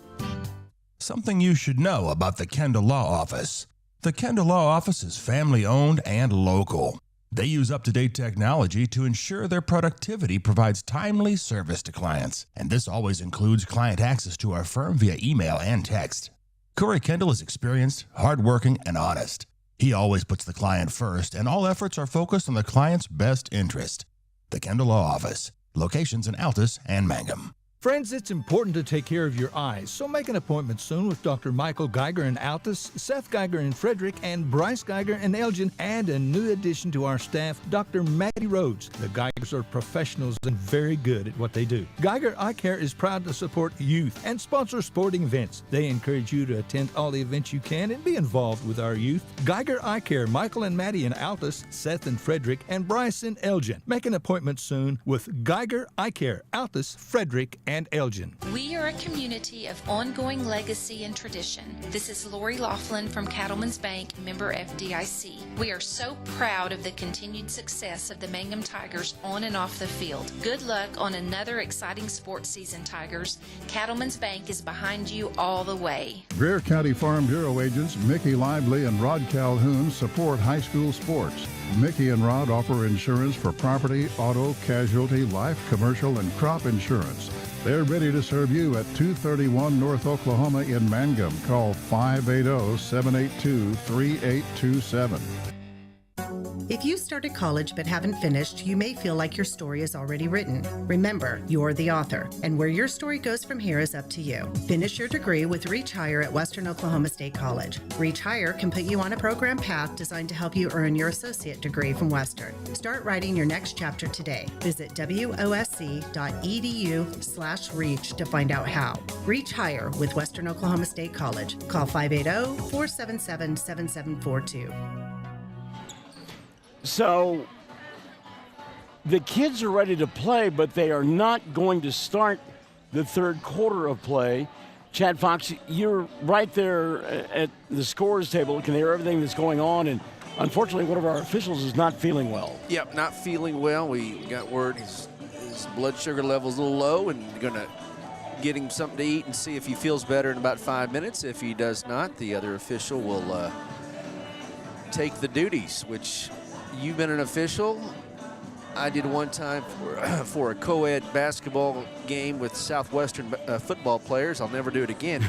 And it's pretty hard when you got two. Usually sometimes we have three. Hey, he's going to take it. Take the reins and go, baby. Well, and again, let's put our first thoughts with the official who is having the blood sugar situation. Let's hope that he is all right and able to recover from that, not just so he can come referee the second half of the basketball game, but so he is okay. So it will be a one-man show here. And when it's 34-13 and one team is dominated the way that Apache has, you kind of are okay with that. Ball going to be taken away by Nathan Augustine. He's out there with Aiden Warner along with Daniel Bernal, who has the basketball. We're going to have the ball taken away by Dom Scott. We'll get a run out here on the near side as Kelsey Barrera has joined us. Hello, Kelsey. Good to have you alongside our good friend Pam Simmons as well. Ian Martinez has come back the other way now for Mangum as he comes up with a steal. Baseline move, Colton Earls. He'll wrap it around to Augustine. And Nathan will put it up and in. Nathan Augustine. So 4 in the ball game for Mangum. Do you get hazard pay? Well, I mean, there have been times when I was at the Alta City Gym over the years where I was the only referee, and I said, yes, you're going to pay me both salaries for this. And they did. It's the thing that's difficult for him now as being the only official is he's got to do everything from out near the timeline. Right. Okay? So stuff inside he's going to have a hard time seeing. Grimaldi puts up the shot. Christian's got 6, and it's 36-15. But it's so hard when you've got these big bodies, these kids that are so athletic, getting up and down the floor, to be in a position to make the calls. I mean, so far it's been pretty easy. But he is not going to cross much past half court when clubs are on the offensive end. So you might get away with a few things down low. Well, and again, it's not a close ball game, so right. you see it right there. That was a push-off that probably would have been called on Phillips Kills if the official had been underneath the basket. But because he was not, he got away with it. Now going baseline is Carroll, and Gage will lose the ball out of bounds. The other thing that is going to be difficult for our official is those kind of plays where the ball is on the front side of the player, right. and you can't see what goes on. It may go off somebody's foot or shin, and you won't be able to see it because you're on the back side. Into the front court now. Here comes Mangum. Dangerous pass there, going to be taken away now as run out for Scott. Dom will stop and pop, shoot and score. Martinez went down hard. Ian slow to get up. 17 in the ball, or 19 now in the ball game for Dom Scott. Augustine into the front court. Augustine with the left hand. Shot came up short. And again, if there had been somebody underneath, maybe there's a foul on the arm. Meantime, dribble, drive, penetration. Man, going down hard will be Christian Cromartie. He missed the shot, but the putback is there for Kills first. Or that was Buckner. I'm sorry, Buckner with it. Daniel Bernal will bang one off the window and score. Daniel now has 4, and it's 40-17. Okay, yeah. I got that wrong. All right, now we're good. Are we good? We're good. 40-17. And slow things down just a little bit. 4:55 left here in the third quarter of play. 3 ball on the way. They're not going to miss that foul there. Grimaldi put up the 3, got pushed by Augustine. That'll be a 3-shot situation now for Christian. Foul on Augustine, his third, first of the second half called on Mangum. Here's one thing, and we won't see the number of fouls that we saw in the first game or in the first half in the second half with only one official. First free throw up and in. Grimaldi will get 2 more. Gage Carroll interacting with the crowd, and I'm not sure why. Second is good. Gage will set down. And Mangus Searles will come in. Also checking back in, Karsten Kaufman. Grimaldi, third of 3, rolls in. 43-17. 4:45 left in the third. Warner to Martinez, splits a couple of defenders. Ian looks inside, now throws up the 15-footer and banks it home. 8 in the ball game for Martinez. Jordan Hare, yes, Sherry Shepherd Kendall's got it for you. The blood sugar level dropped during the halftime. Augustine climbs the ladder, steals the ball. Mangum will get it back, trailing 43-19. They are still tending to him, and hopefully he'll be okay. Warner inside, no good. Rebound cleared off by Kaufman. He'll go to Scott. Dom kicks. Right side, Grimaldi, 3. No. Martinez, the rebound for Mangum. Steal by Grimaldi. And that was fish in a barrel time there for Christian. Ball slapped away by Scott. Dom fakes the 3. He'll go to Grimaldi, lays it up and in. Wow. Grimaldi putting on a clinic right now. 3:40 left in the third. 47-19. Apache on top. Bernal back the other way. Double teamed. Nothing there. Now spins, puts up the shot. Doesn't get it to go. Got his own rebound. Put back is there. Daniel Bernal now with 4 in the quarter. 6 in the ball game. 3:20 left here in the third. 3 ball. Hello. It's the Christian Grimaldi show. All-star game broke out. Wow. Well, and And I kind of wonder about that as Scott comes up with a steal. I kind of wonder if the coaches said, hey, look, let's play run and gun and let's be easy on the defensive end. 3 minutes left here in the third, 50-21.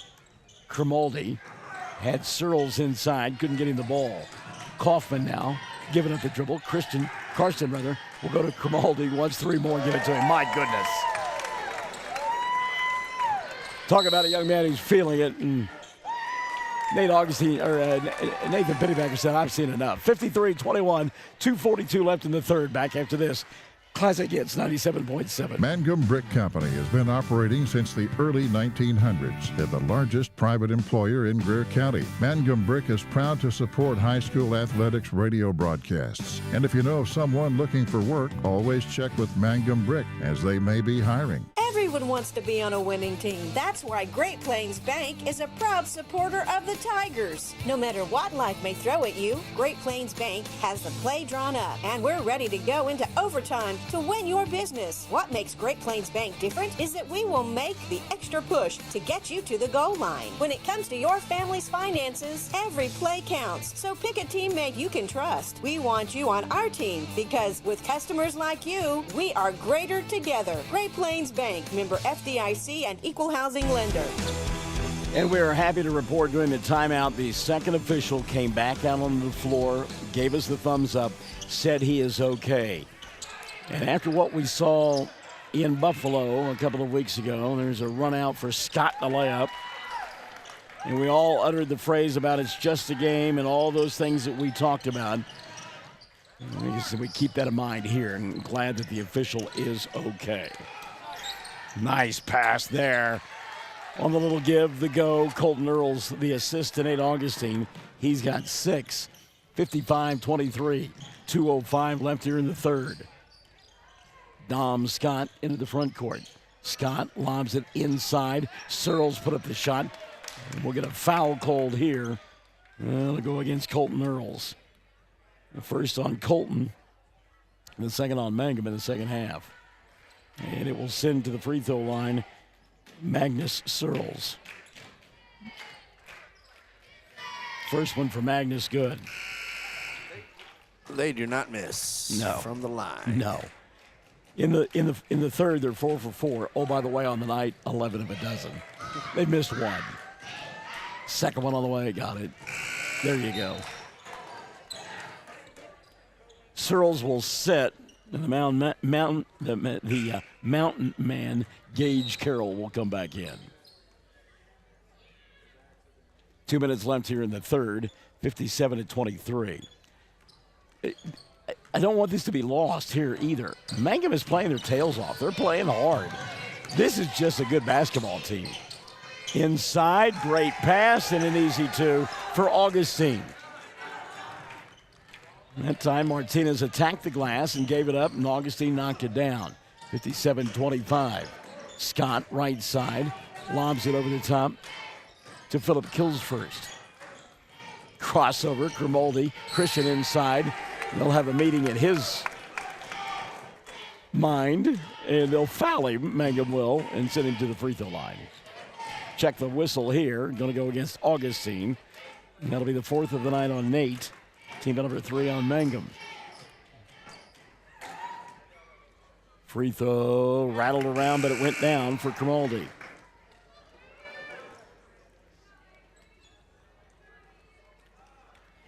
Unofficially, I've got Grimaldi with 16 in the quarter so far. Second one on the way, doesn't go, and he missed. He's human after all.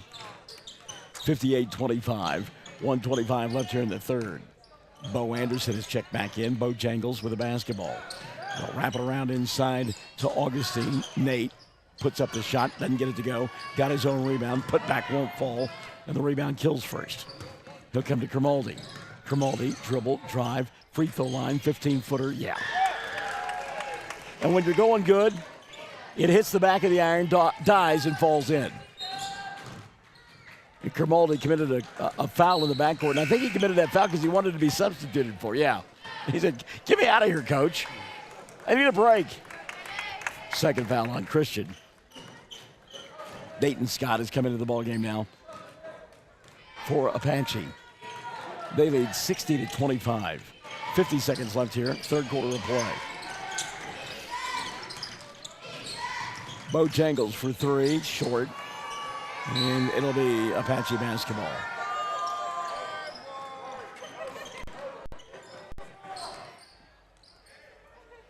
Scott going to bring it up across the timeline. It's Dayton with the basketball. 35 seconds left here in the third. And we see that Jakari Syverson has come into the ball game for the first time. And Jakari thinking about the three, digging his shoes. There's a deep three, like those shoes as well. It's off the mark for Cohen Kaufman. Hadn't noticed Cohen's shoes prior. I like them. Back the other way comes Earls. Shot won't go. Rebound. The big body Gage Carroll. He'll come to Kaufman. Cohen into the front court. His baseball pass knocked away. Augustine with the steal. Nate will throw it off the scoreboard. We've played three. 60-25. Final eight coming up. Classic Hits 97.7. Triad Home Health in Mangum is locally owned and offers nursing, physical therapy, occupational, wound care, IV therapy, and more. All administered by people who go above and beyond for you. Phone Triad Home Health today at 580-782-5800. That's 782-5800.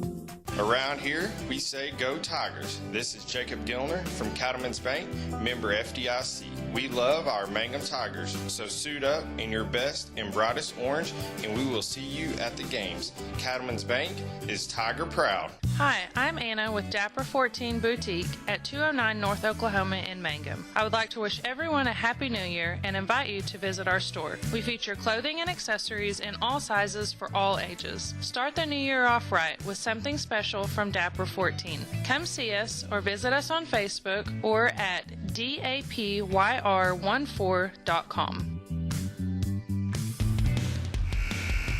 And we head to the fourth period of play. Mangum trailing 60-25. And it will be Mangum basketball to begin the fourth. Aiden Warner, Bojangles, Bo Anderson out there, along with Colton Earls, Avery Rogers, and Nathan Augustine. Mangum will play on Thursday in the Tri-County against Snyder. Trying to recover from that loss they had a week ago Tuesday, the Cyclones, when they scored 24 points. We'll say hi to Scott Gray, who's joined us on the broadcast. Scott, good to have you alongside. Hope you're well. Inside, the big fella, Carroll, missed the shot. The rebound cleared away by Augustine. Good job by Chad. Chad, I knew I'd do it again. Nathan with the rebound. Now inside, he'll get a great entry pass. Well, I tell you what, Colton Earls has made some great entry passes this evening, as Augustine now has 10. No way Chad could have done anything, Nate. You're exactly right. There's the big fella, Syverson for three, doesn't go. And the long rebound, Warner. Back inside to Nate. Augustine to Warner. Aiden, dribble penetration, stops, goes to Bo. Anderson at the free throw line. Now he'll glide inside to Rogers. Back to Bo. 15-footer, no. And the rebound going to be taken away by Phillip Kills first. Quickly into the front court, they'll go to Scott. He'll throw one up. Got it to go. He is fouled. And we'll go to the line for an old-fashioned three-point play. Dayton Scott with his first two of the ball game. And after that shot, you could say that the circus is in town.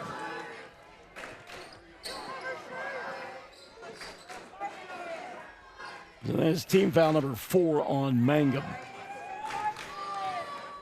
And they called it on Bernal, and on Bernal, that'll be his first. Free throw, no good. Bodies all over the place. Augustine free inside, and he got the bucket to go. Nate Augustine now still playing hard. His club trails 62-29. 6:20 remaining. Augustine now with a dozen. Dom Scott back in the ball game. Going to be stripped by Ian Martinez off the dribble. Little ball fake goes in. Puts it up off the window and scores. Ian now with 10. 62-31. 2 minutes gone by in the fourth. Back in the ball game, Champ Buckner. Buckner, he'll kick it and leave it for Malachi Caratini. And Caratini's shot won't go. Rebound, Augustine. Mangum on the run. Colton Earls into the front court. Earls giving up the dribble. Now needs some help. Finds it in the corner to Martinez. Ian, spin move, baseline. Wraparound pass, Augustine, easy two for Nathan. 6 in the quarter, 14 on the ball game for Nate. 62-33, and again, he's the benefactor of a great pass, that time from Ian Martinez. Kills first into the front court. He'll go to Buckner. Now to the hot hand, Christian Grimaldi. Grimaldi double team, follow-away jumper, got it, thank you. Hello. Here, watch this little move. Whoop, let me go back the other way and put it up and in. 23, by the way, in the ball game for Grimaldi. He has scored 19 of those since the intermission.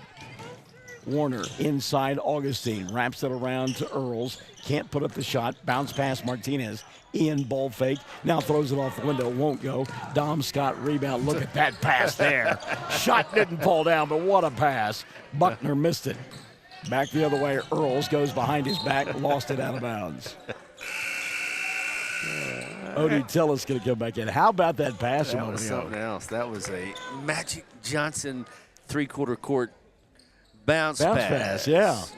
Threaded the needle as well.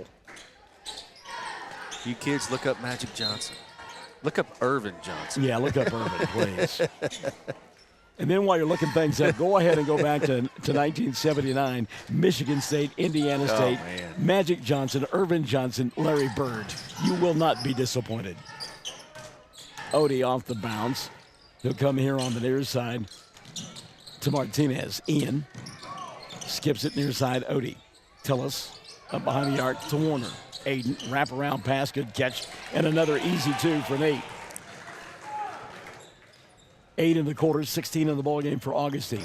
64-35, 4:20 left here in the ball game. I think Chad called it an NBA All-Star game, and that'd be very correct. Dom Scott had the hot hand in the first half. He says, you know what, I'm still hot, Michael. 24 in the ball game for Scott. He had a dozen in the first quarter. Now a steal, run-out opportunity for Heron and Houston. Hello with the shot and the deuce. Well, let's see if Coach backs off this press just a smidge. 69-35. What are your thoughts on that? Bernal kicks right side, Warner, 3, air ball. I think if you get at least halfway through the fourth quarter and you're up by 34, you need to back her on down. Grimaldi says, press or not, I'm going to put it up and in. All that does is get underneath the skin of other coaches. 25 now for Grimaldi. Ball free at the timeline. Good job by Martinez. He'll go to Tellis. Odie stopping, popping, 3, front of the iron, no. Bernal with a rebound, scoop shot, no. Rebound loose. Warner got it. This is fun, baby. Yeah, to Martinez. Teardrop from 15, and he went off the glass and scored. The Baptist against the Methodist. Boy, no kidding. 71-37, 3 minutes remaining. And the officials loath to call anything right now. Right. Especially that one. He wants to go home. Houston Heron to Scott. Dom says 3 more, thank you. Wow. Dom Scott now will, I think, set down for the rest of the night. Hope so. He'll take a seat with 27. Yeah, he is impressive. Coy Giddens, by the way, coming in for the first time tonight for Mangum. See if Coy can get into the scoring column. There you go. Good move inside there by Bernal. Daniel now with an 8. 74-39. Jacob McConnell to Jared McGuire. And a run out and a steal by Odie. Tellis with the left hand, and it goes. Odie Tellis. Odie now with 3 in the ball game. Kick right side. A little ball fake and off the side of the backboard. Shot won't go down, but ball kept alive. Why not? And how about that 3? That was Steph Curry laying there for Mikey Gionesity. Doesn't go. I think everybody in a uniform now. Yes, please. For Apache has got a chance to play. Mangum's going to throw it away. And if that wasn't the case, they will now because the rest of them have come in. Mama said there'd be nights like this. Yep, Colby Sharp now into the ball game for Mangum. And, you know, it's amazing, and we've talked about it a lot over the years. We've done games together.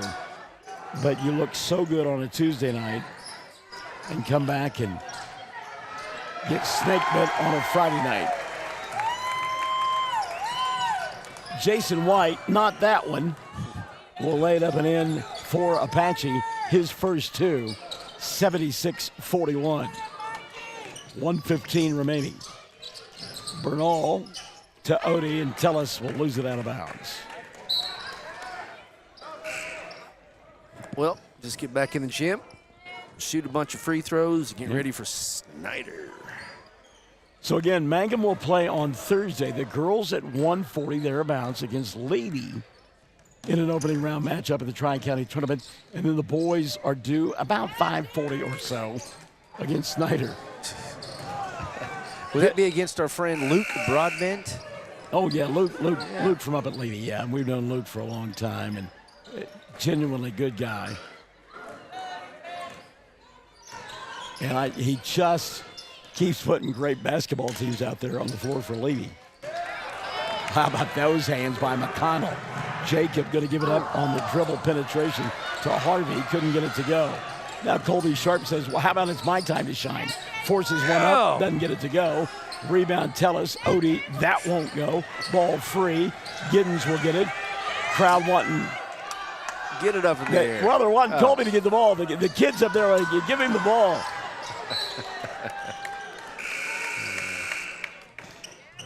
There's some talking going on there, and setting down will be. You sweat and pound against the first team all week long. You'd like to get a shot up. Jacob McConnell sets down back into the ball game. Jakari Syverson. If Jakari doesn't play football, I'm gonna urge him to do so. He's got a football body. Wait, what? They are going to call a foul in the second half with 9.2 remaining. Oh my goodness! Just to make it, make the books look good. So Bernal will go to the line to shoot two. Listen to this. That's the first. Oh, I'm sorry. Second team foul of the second half on Apache. Pretty, that's amazing. Crazy. Yeah. Bernal, first free throw, no good. Daniel will get one more. 9.2 remaining. Wow. Second one, good. So Daniel with 9. 5 seconds remaining. Jared McGuire inside. Daniel Bernal going to get a foul as he will club Jason White. Jason will go to the line to shoot two.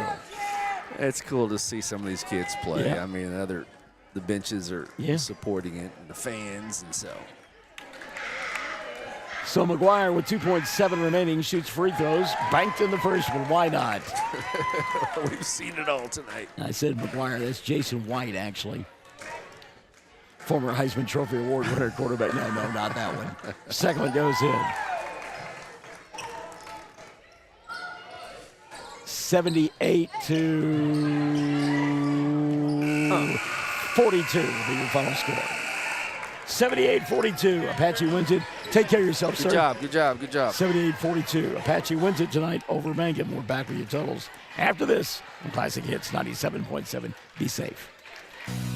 Jamie's Auto is proud to sponsor Mangum Tiger sports coverage. When you need a new-to-you reliable vehicle, always remember to visit Jamie's Auto Sales on Lewis Tittle in Mangum. Jamie makes it easy to buy a great used car with 5 lenders available, and your new-to-you vehicle comes with a 3-month 4,500 GWC powertrain warranty. Talk about peace of mind. Remember Jamie's Auto in Mangum for your next vehicle purchase. And go Tigers.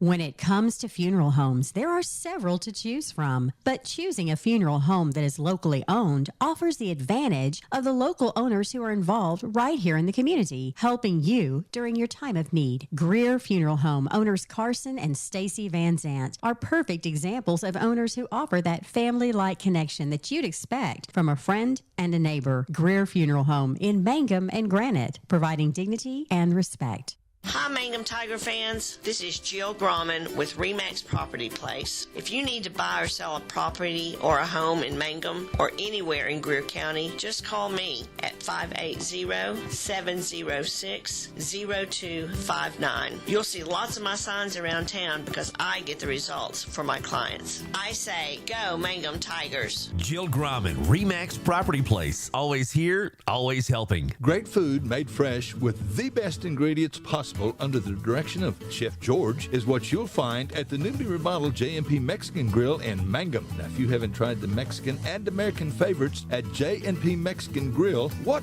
are you waiting for? They're open Tuesday through Saturday for lunch, dinner, featuring homemade desserts. For takeout, call 580-706-5042 and like them on Facebook. J&P Mexican Grill in Mangum. Warriors win it by a final score of 78-42 in the loss. Nate Augustine was 16, a dozen for Ian Martinez, 9 for Daniel Bernal, 3 for Odie Tellis. Avery Rogers had 2, Mangum 2 of 8 from the foul line. On the other side of the ledger, we'll just tell you 2 names, Dom Scott and Christian Grimaldi. Those 2 combined for 52 points. Scott with 27, Grimaldi with 25, and again, 78-42, the final score. Doubleheader sweep for Apache. They won the girls' game by a final of 41-40. So we have a rare Tuesday night off in January, so no basketball again until Thursday. The girls at about 1:40 as they will do battle with Leedy, and the boys at about 5:40 as they will take on Snyder. And, of course, Cordell and Hobart will be there. And so those ball games involving those 3 teams will be heard on the Fox Radio Network. So make sure you join us from Western Oklahoma State College. Have a great weekend. I hope your favorite football team wins tomorrow or Monday night or Sunday, whichever the case may be. For Chad Fox, I'm Michael Barnes. Thanks for joining us tonight on the Fox Radio Network.